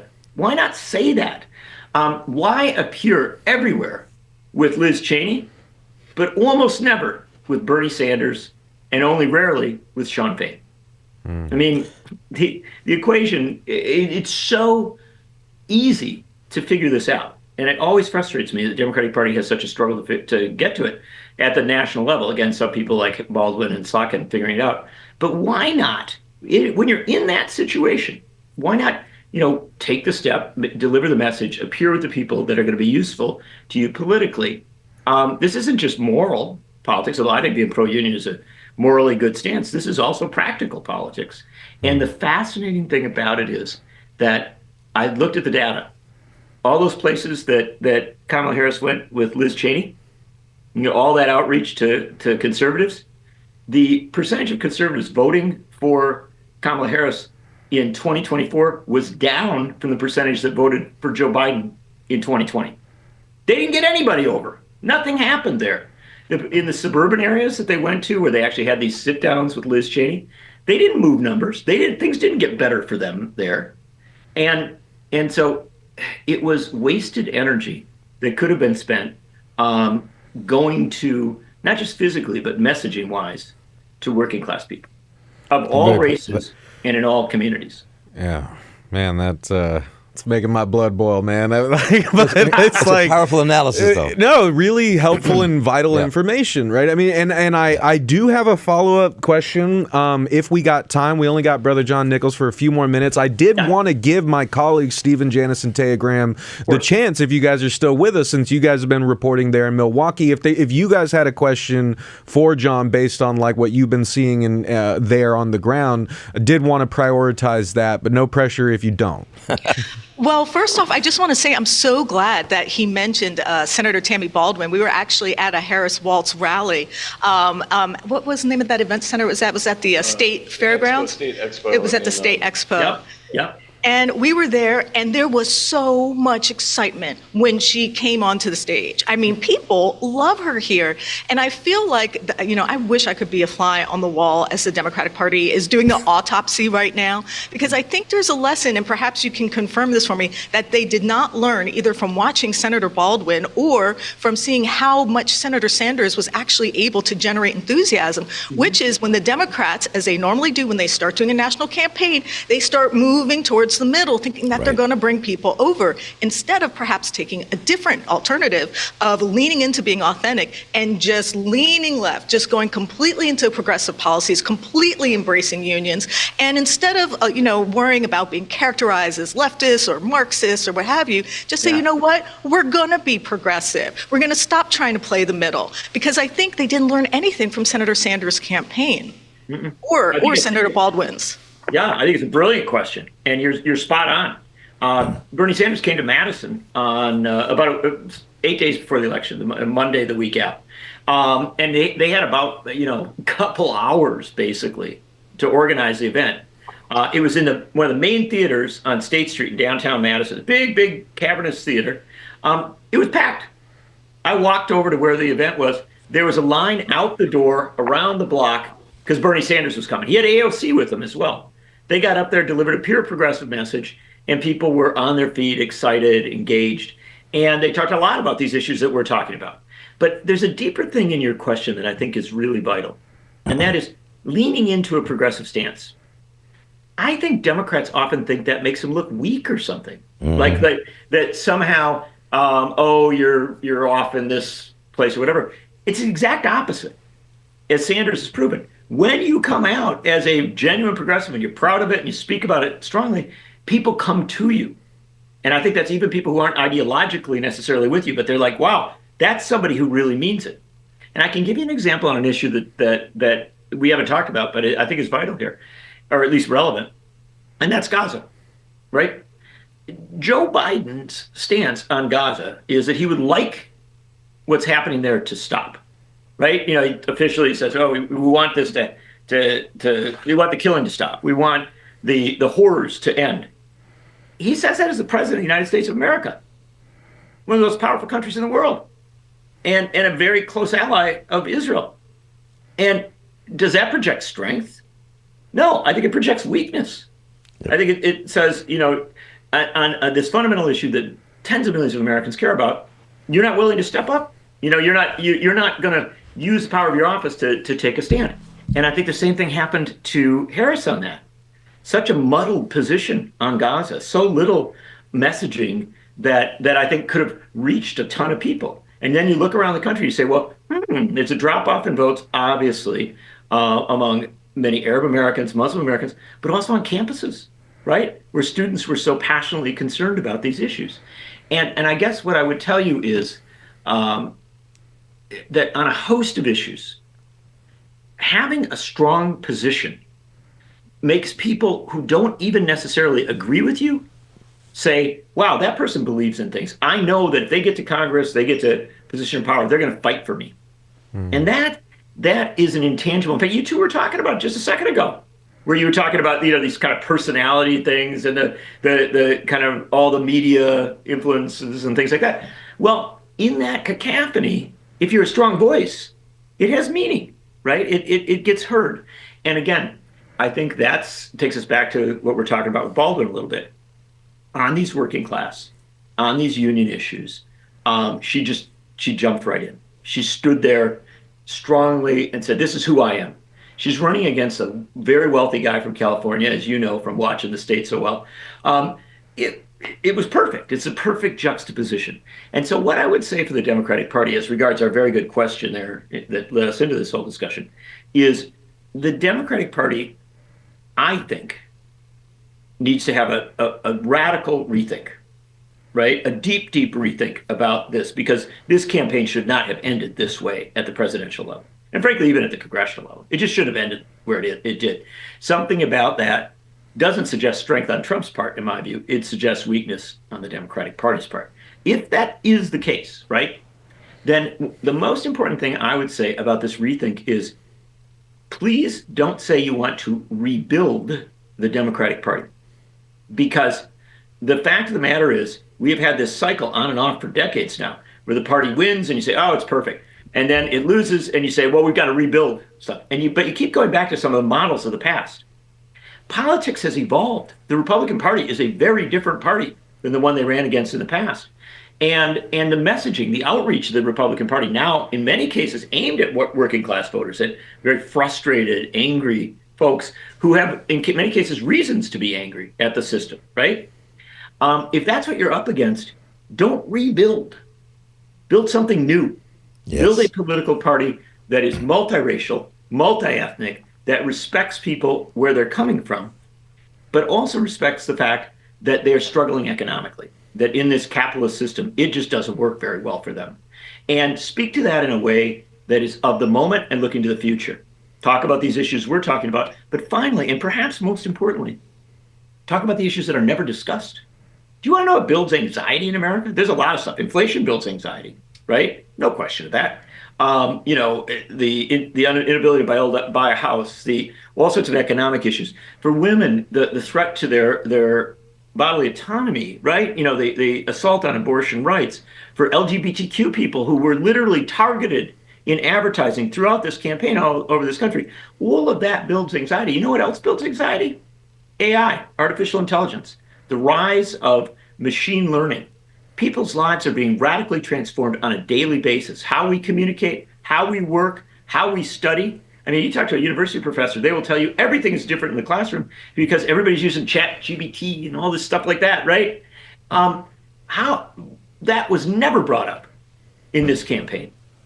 A Democratic Party that brought up how technology is changing our lives, right? It's a very future-oriented party, but also one that understands the anxiety of working class people in this country. So, again, a new Democratic Party. If we got to be stuck with a two-party system, let's have a new Democratic Party that actually takes in all the stuff that you are talking about, that all these people are talking about, and gets us to a point where, ideally, the counter to a cruel and angry and I think in many cases awful Republican message, right? One that is very dark and that it has nothing to do with the history of the Republican Party or anything like that, but that it's one that's really aimed at dividing people, aimed at really building out that anxiety. The counter to that is a party that's capable of looking at the future, explaining it, and offering a better route forward.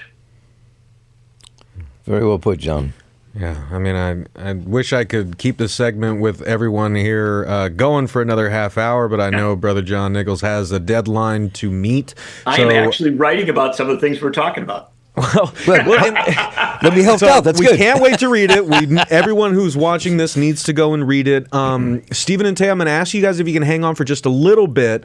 And Brother John, I will say thank you and goodbye here. If you're able to hold on for 30 seconds, cool. If not, we thank you so much. But I just wanted to add there because I'm worried that folks are taking, once again, the wrong sort of lessons from the political map here, especially as it pertains to the rural and urban divide in places like Wisconsin. Let me give you 30 seconds on that. Please. What are the anxieties in rural Wisconsin? Like, we were reporting there on the CAFOs on climate affecting their crops. Like, I guess for folks who are just thinking that people in rural America, they're all driven by racism and uneducation and whatnot. What are the anxieties that folks there are feeling too? Well, I come from a town. The town I was born in had 970 people when I was born. And so I grew up in the most rural places. And that was actually one of the biggest communities members of my family had ever lived in.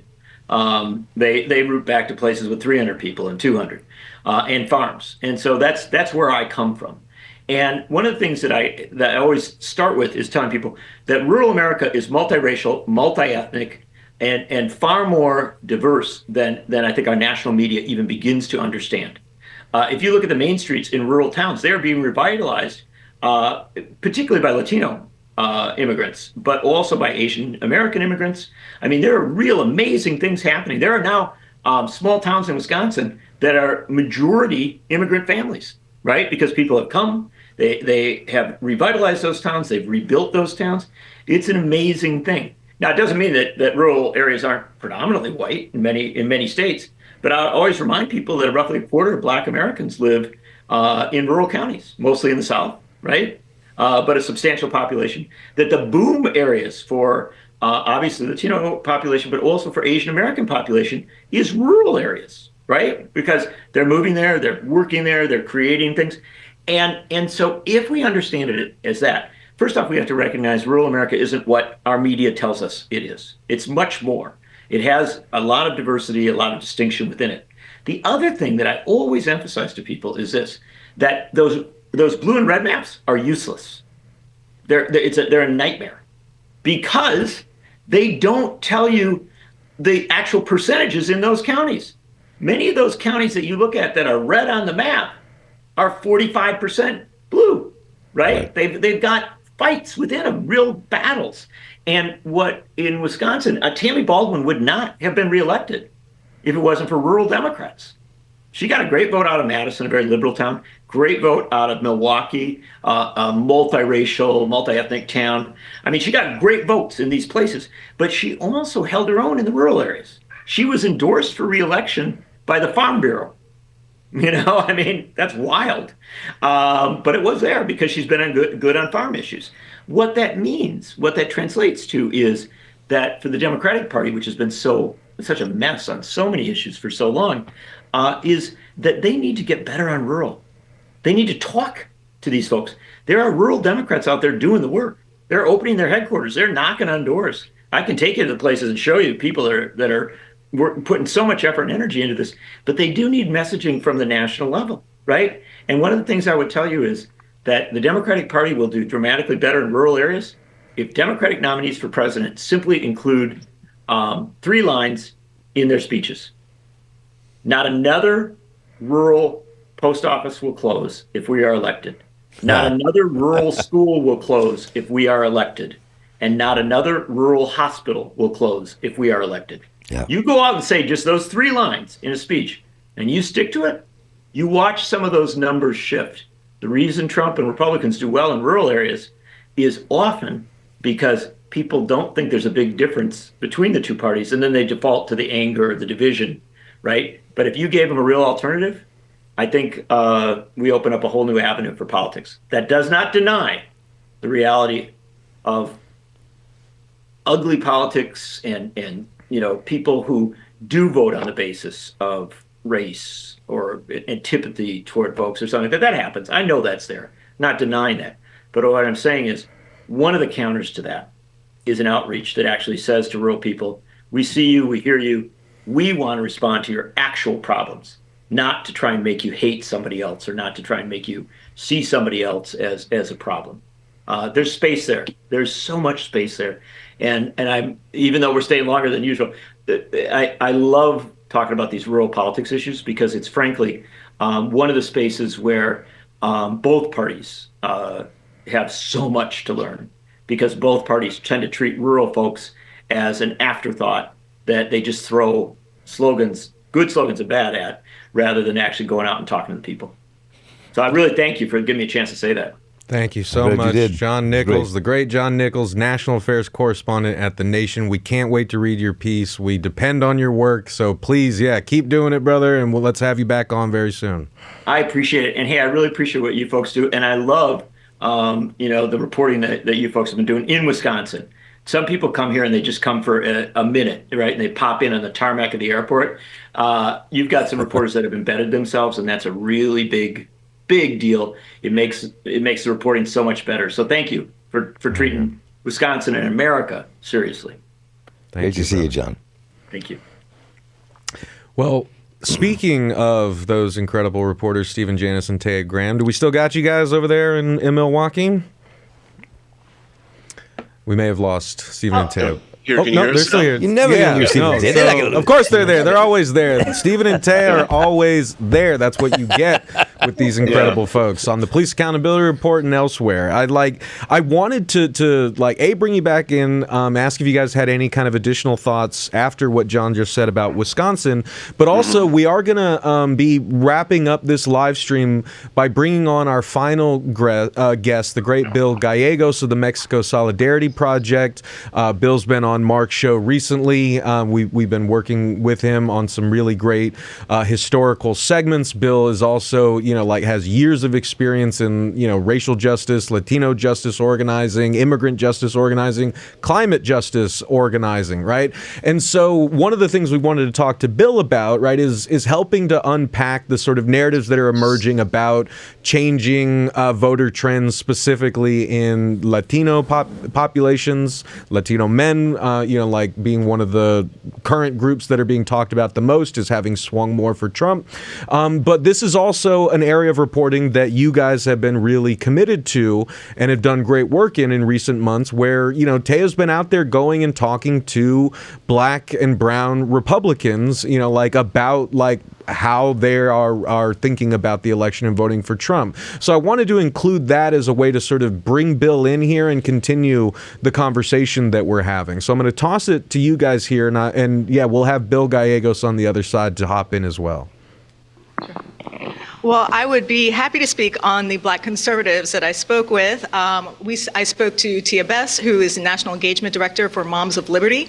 I spoke to, I think, dozens, literally dozens of Black Republicans at the Republican National Convention the last time we were here in Wisconsin. That was so kind to hear Mr. Nichols give our work such a compliment. That was a huge boost.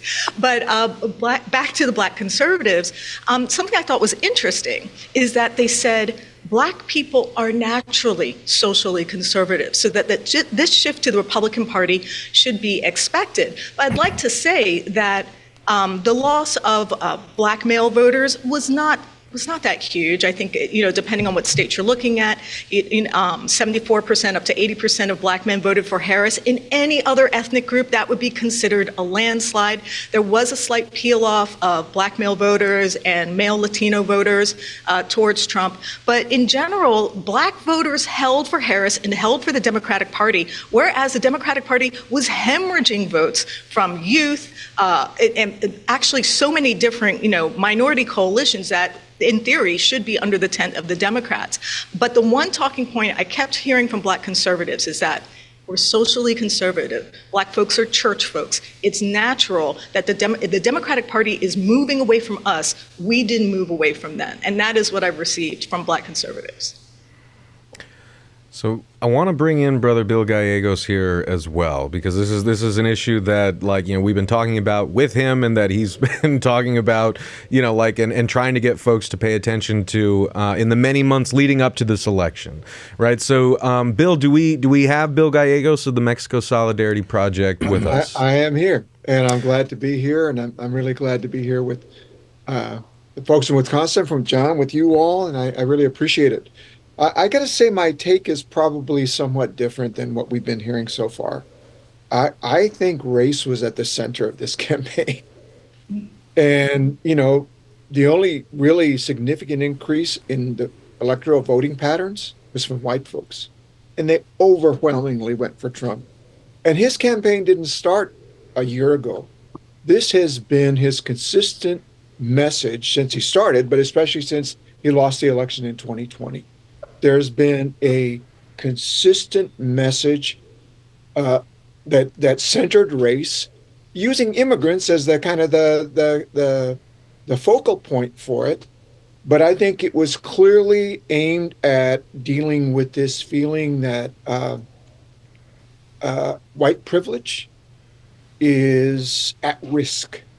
The particular role of white people in controlling society, and we know it's the 1%. But I think for a lot of white folks, this idea, Trump pretty much said, I will protect white suburban women from these immigrants coming into your neighborhoods and ruining not only the physical threat, destroying your property values. So I think I'm very concerned that this will get lost in the postmortem that we're doing on the elections. I know I just saw something from Bernie where he said, the problem is that we focused on identity politics instead of class politics, as if you focus on the attack on Black and brown voting rights, that's not a class issue. That's a huge class issue. And the working class is not just white folks. It is a multiracial working class, majority women. And some of the most dynamic sectors are those in the Black, brown, Filipino communities. So I really feel like, we should be very critical of how the Democrats ran this campaign. I'm particularly critical of, for years and years and years and years, they have been told, do not take Latinos for granted. Forget the Cubans. I mean, they're not going to, I don't care what you do, they're going to go with the Republicans. And we know the historical roots of that. But for the Central American community, the Dominican community, the Puerto Rican community, and the Chicano community, that is not the case, and has been solidly Democratic, even in the last elections at 20 and 2022, 70 to 75% of Latinos voting. That most political parties in the world would kill for those numbers. They shifted this time. But we should look at that. But I think we really, really need to understand, just given the history of this country as a racial capitalism, how deeply embedded that is, not just in the politics, but in the psyche, the political psyche of this country. And if we run from it, I think it was what somebody said is that, Kamala tried to run and hide on immigration. That was the exact wrong thing to do. All that did was give a much more open space to the racist messaging that was consistent from the Republican Party and has been consistent for years, starting with the Tea Party. When the Tea Party came out, it wasn't just against Obamacare. That was one of the first organized organizations outside of one of those anti-immigration rights groups that start talking about anchor babies, Right. and making that a part of their campaign and putting it into the Republican program. So I think we have to really, take on this issue, not identity politics versus class politics. We have to see the connection here. And for example, when John is talking about the rural areas, farmers, well, nobody's caught more hell than black and brown farmers. They're barely holding on to the land that they've got. All those years when the Department of Agriculture was giving loans to white farmers so they could hold on to their land and not giving it to black farmers, not giving it to Chicano farmers. And then when the Biden administration tried to set in some reparation money, that's effectively what it was for black farmers, the Republicans killed it. So, I want to talk about rural areas. I mean, my family were farmers in New Mexico and Colorado, and the folks are trying to hold on, desperately trying to hold on to that land there, as well as black farmers in the South. So, yes, we have to help our white farming brothers and sisters understand why they have to be the hardest fighters for black folks to get the money that they're entitled to continue their farming and make it generational, for Chicano farmers to hold on to their land that Monsanto is trying to grab up there in northern New Mexico. So I come at it a little bit differently, I think, than we've been hearing. And I think we have to be careful about this thing that advancing class dynamics somehow doesn't include issues like voting rights and gerrymandering and women's reproductive rights. Those are class issues. Those aren't elite issues. Those are class issues. The women that are going to be dying from these back alley abortions, not going to be rich white women. That's right. It's going to be poor working class white women, and it's going to be mostly women of color. So I think, as we're all sorting this out, and it's too early to make any hard and fast conclusions, but we do know, there are some things that we do know, that, the Republican Party has become a party of apartheid, of white minority rule. They pretty much say it.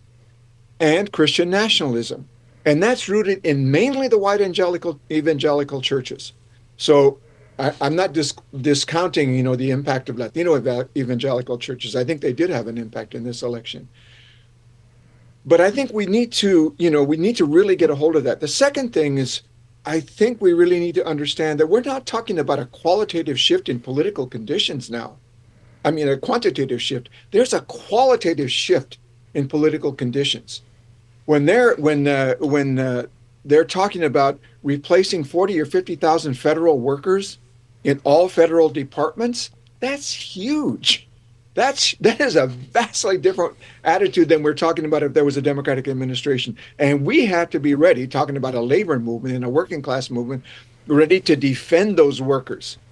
Because we can't just roll over and say, well, Trump's going to bring in all these folks that Project 2025 talked about.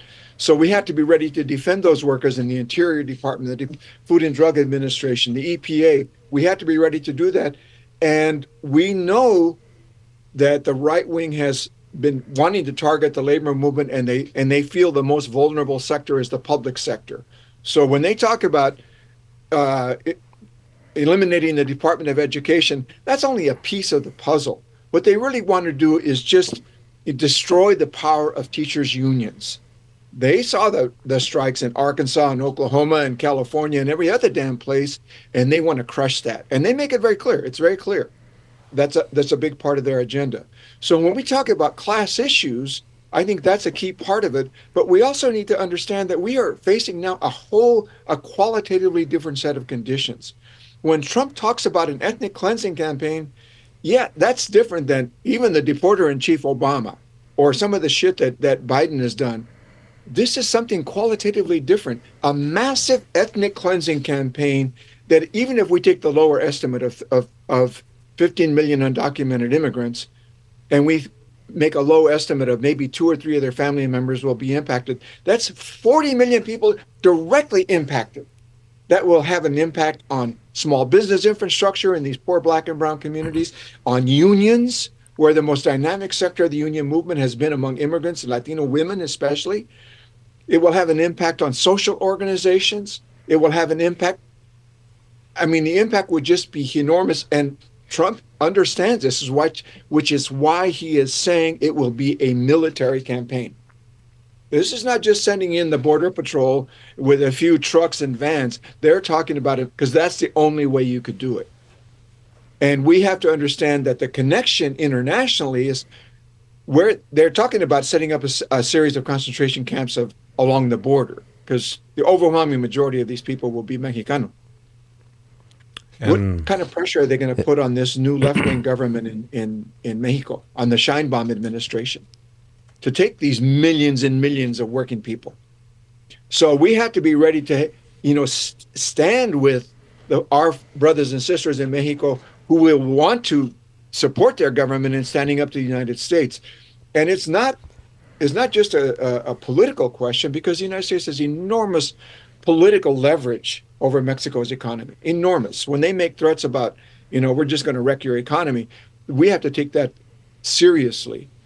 But this is going to now become this question of immigration and this ethnic cleansing it's already an international question. Are they really going to ship 100,000 people back to Haiti? Are we going to sit and watch and let that happen? Where's the labor movement? Yes, Sean Fain, I agree with you. In 2028, we should all go out on strike. But now, right now, the labor movement needs to come out and stand for its immigrant brothers and sister workers. We have to say that not a single ICE agent will ever get into our public schools. We have to create sanctuary cities everywhere that we can. So I think we need to, just in terms of the media, I'm worried about you all. I mean, I know they want to go after public television and public radio. That's for sure. I think that scares me. But they hate the Pacifica Radio Network. You can be sure about that. They hate the Real News Network. Y'all are vulnerable unless we build a strong and broad resistance movement. The few voices that we had, I mean, I know they got my address. Max, I'm guessing they got yours. Yeah. They know where to find us. We haven't been hiding. And this is going to become very vulnerable. I'm worried. I know I work a lot in the climate justice movement. Most of these grassroots organizations are funded by foundations. These foundations are going to be under enormous pressure. There's going to be congressional hearings. Are you giving your money to be under pressure to just start funding services and not organizing? So there's so many tensions that we now, including Greg Pallas's talk about the complete elimination of the Voting Rights Act, all of the other things that, the civil rights protections that we've had, the restoration of Jim Crow. This is real. This is real. It's in Project 2025, but it's also been very consistent in the messaging of the MAGA right since they've taken over the Republican Party. And they got to the Latinos. I heard Maria Hinojosa talking about Spanish language social media. The Republicans had 10 messages to every one that the Democrats put out on Spanish language social media. And those are young Latino men, who were already already. I ain't going to vote for a woman, a black woman. Are you kidding me? We have issues to deal with in our community. So I think, we just, as we're kind of like brushing the smoke away and trying to, pick through the ashes to see, what happened. How did this disaster come about? We need to we need to understand this. This didn't just happen, since Biden dropped out and Harris came in. There's real strong roots to this campaign. And a lot of factors, a lot of white workers are concerned. Anybody about the economy, it's black and brown women who got the worst of it forever before all this stuff was going on, and did not run to the Republican Party. Because there's a level of political sophistication and understanding. I don't think it's because anybody has any illusions that the Democrats are going to bring out a totally liberatory society, but understanding that there's some leverage there. And now we're I have to believe Miley when he says Trump's a fascist, and he believes it. So, there's earlier that's talking about, we really have to come out. I agree with that, but understand now that the Palestinian movement that we've had the last 4 years is going to be under considerably more risk under a Trump administration. We all will. They will try to drown it in blood. And they've already said that their immigration policy includes, deporting anyone who's been part of the pro-Palestinian movement who's an international student. So, this is the reality that we face now. It shouldn't panic us. What it should say is we have to build a broad-based resistance movement, which is going to include some really folks that we ordinarily ain't going to work with, but we have to build a broad-based resistance movement, both at the local level. I totally agree with that. We have to root it locally, but it has to be broad. And I'm not even getting into the whole climate thing here, where Trump's pretty much about ready to toast the planet. And he says it. And the first communities that are going to feel the impact of his policies are poor Black and brown communities that are already choking like no other community on the toxicity and pollution that comes out of U.S. capitalism. So there's a lot. Can you say just a little more about that, Bill? Sorry, because I don't want to I want to underscore the fact that you have deep roots in climate justice movement. You know what you're talking about on climate. For everyone watching, this is not just like, oh, the climate's going to get worse. Like, I want you to listen to Bill in terms of what the implications are for our shared planet right now. Well, I'll just start by saying this: that under the Biden administration, the environmental justice community won policies that we have never had with anyone, not even Obama. So, for example, Justice 40, which is a federal policy that a minimum of 40% of all federal environmental spending will go to frontline communities. Frontline communities are those that get the worst. 40%. This is a larger allocation of federal resources than the war on poverty. It's $100 and some billion, $190 some billion that could potentially get to frontline communities. It's been slow rolling out because, the federal bureaucracy is very complicated. Every federal department gets a certain amount of money and they all have their own rules and regulations. But there are organizations that are trying to help frontline communities access these funds for cleanup, clean energy development, job development, all of those things, mitigation. So a certain percentage of that is for affordable housing. So this was a huge victory that we've never had. It's going to be gone. They're saying that anything that has to do with equity will be gone. So those resources probably won't survive a Trump administration.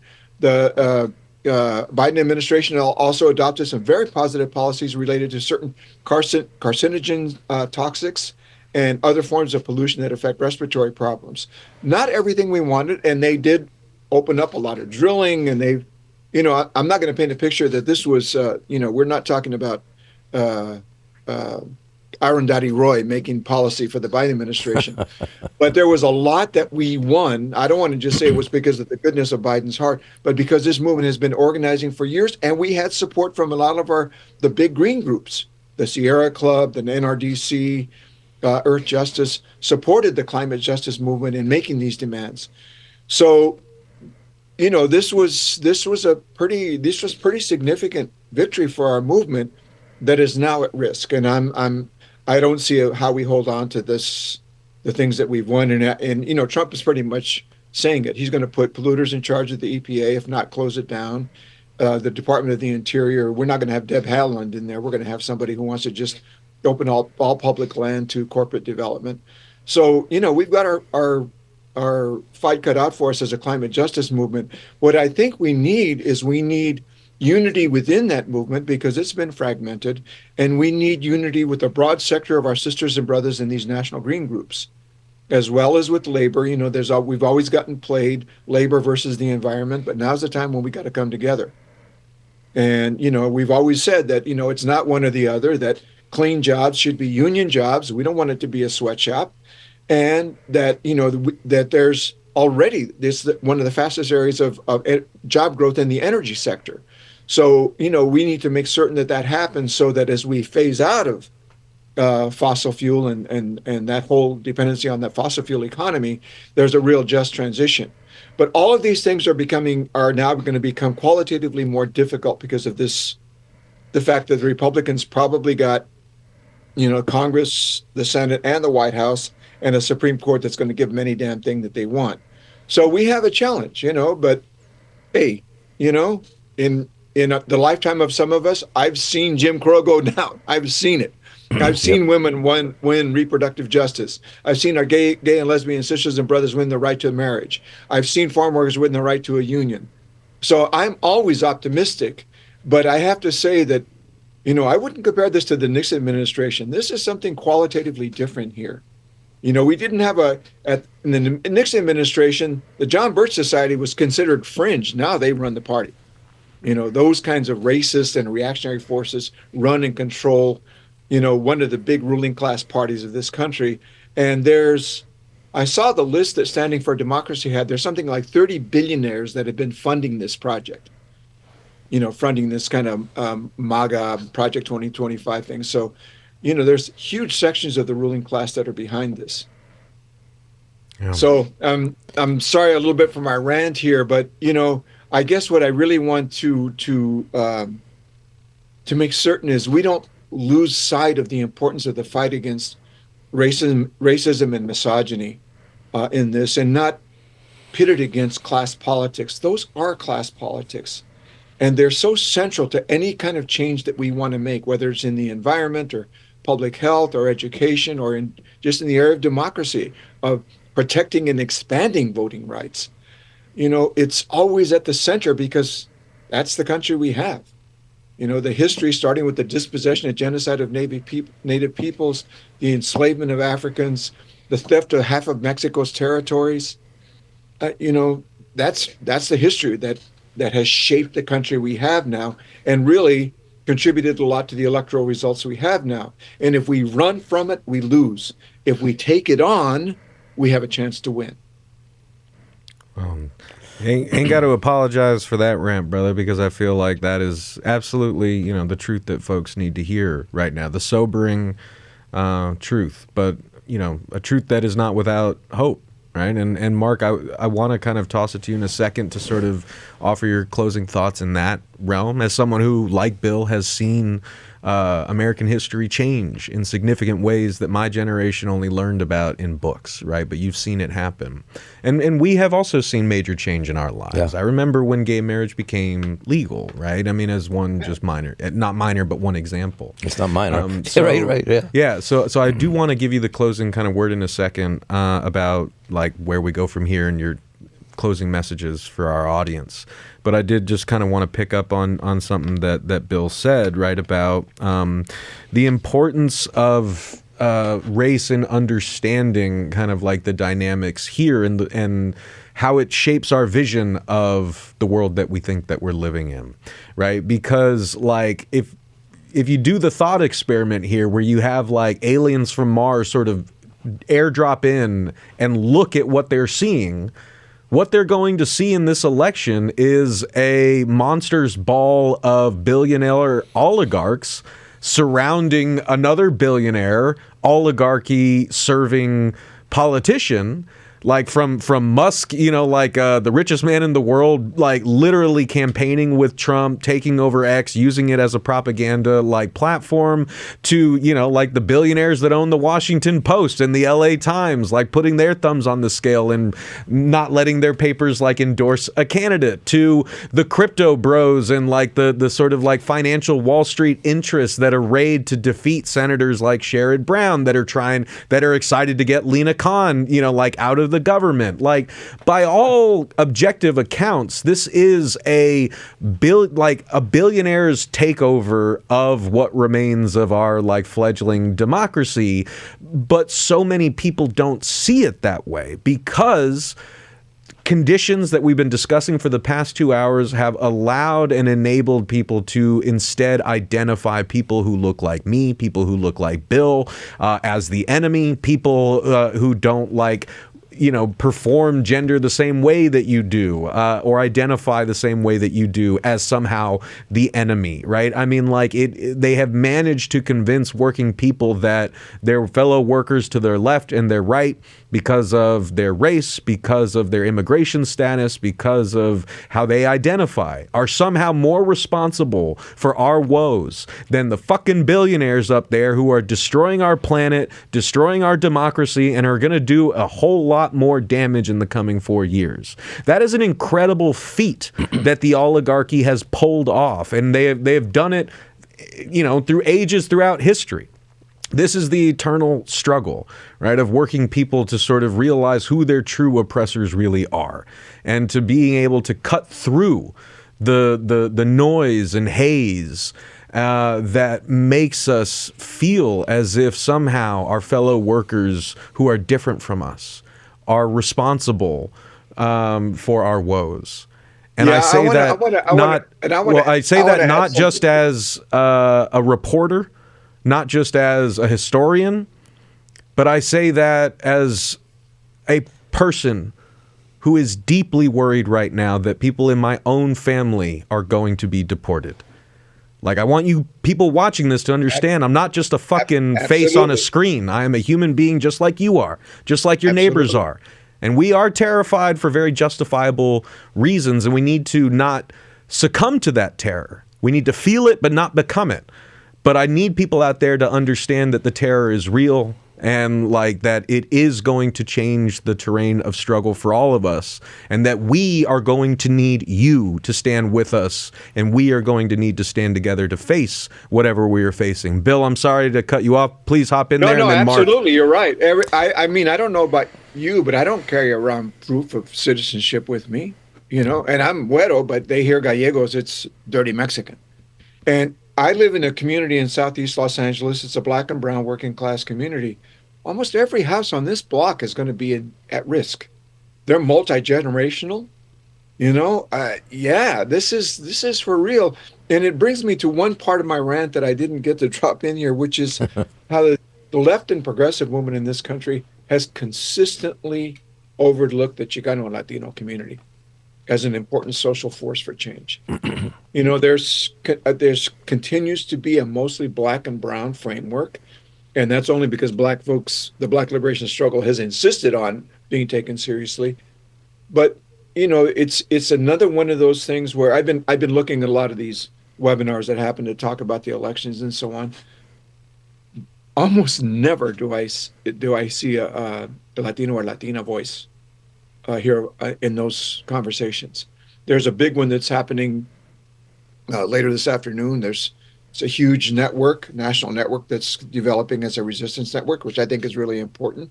But when I looked at the 5 or 6 speakers that they have, then not a single one comes out of the Chicano or Latino, not the Puerto Rican community, not the Dominican community, not the Mexican American community. I mean, I know there's only 37 billion of us, but I could help them find somebody. So I think this is a strategic problem. Do we want to win or not?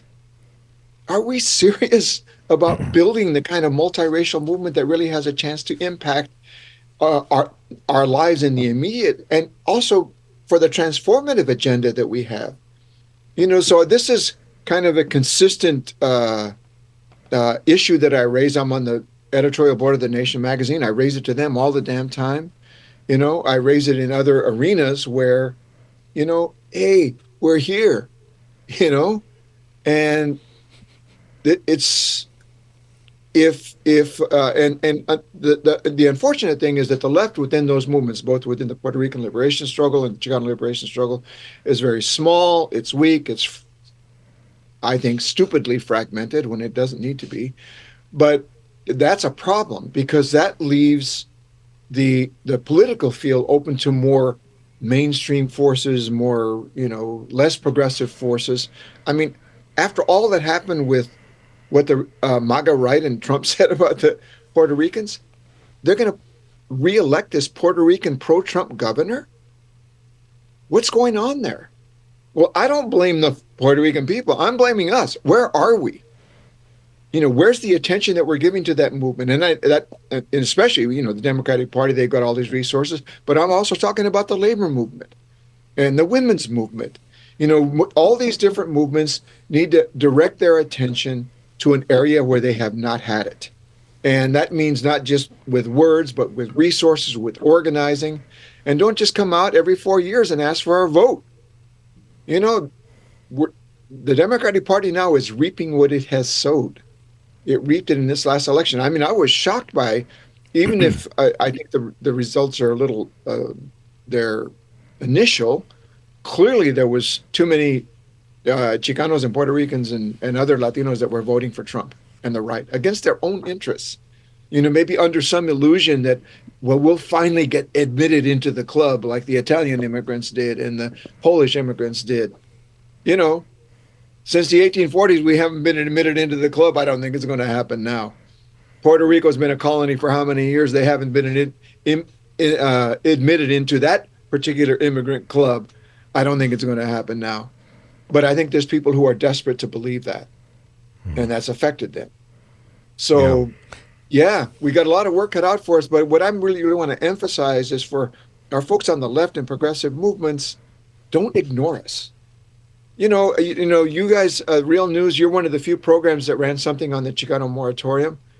We hear a lot about Kent State, and we should, about the murder that happened when Nixon invaded Laos and Cambodia and the people that were shot there.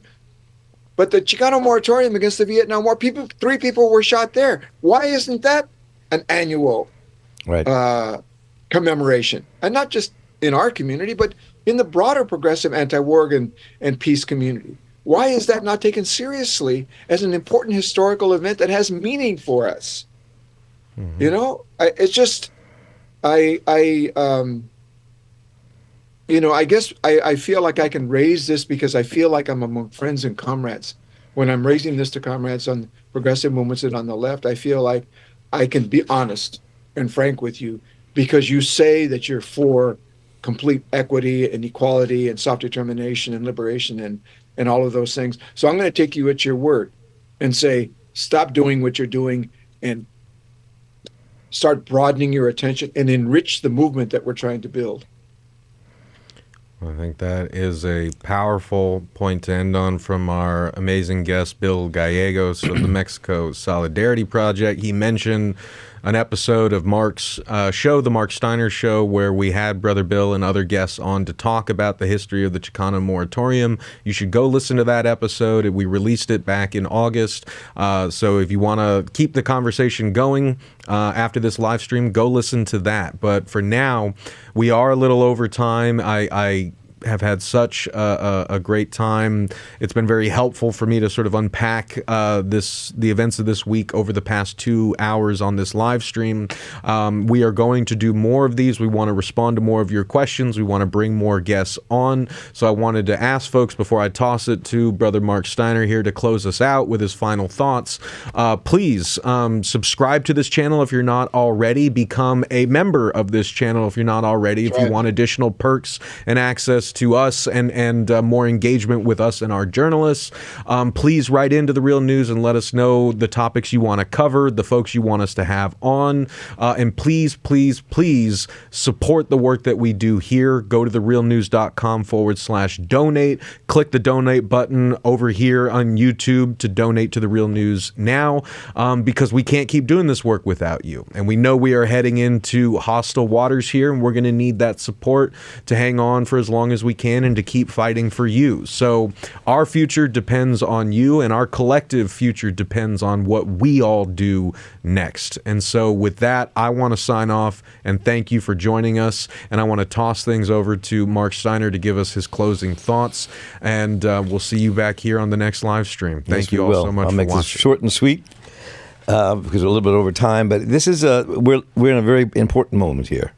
A critical moment. And I just want to go back for 2 seconds to think about the things that Bill just pointed out, people like John Nichols pointed out, and others on this broadcast, is that if the Democrats had taken the ideas, as you heard some of the people say on this program, and turned them into a media organizing campaign, we'd have a different outcome of this election.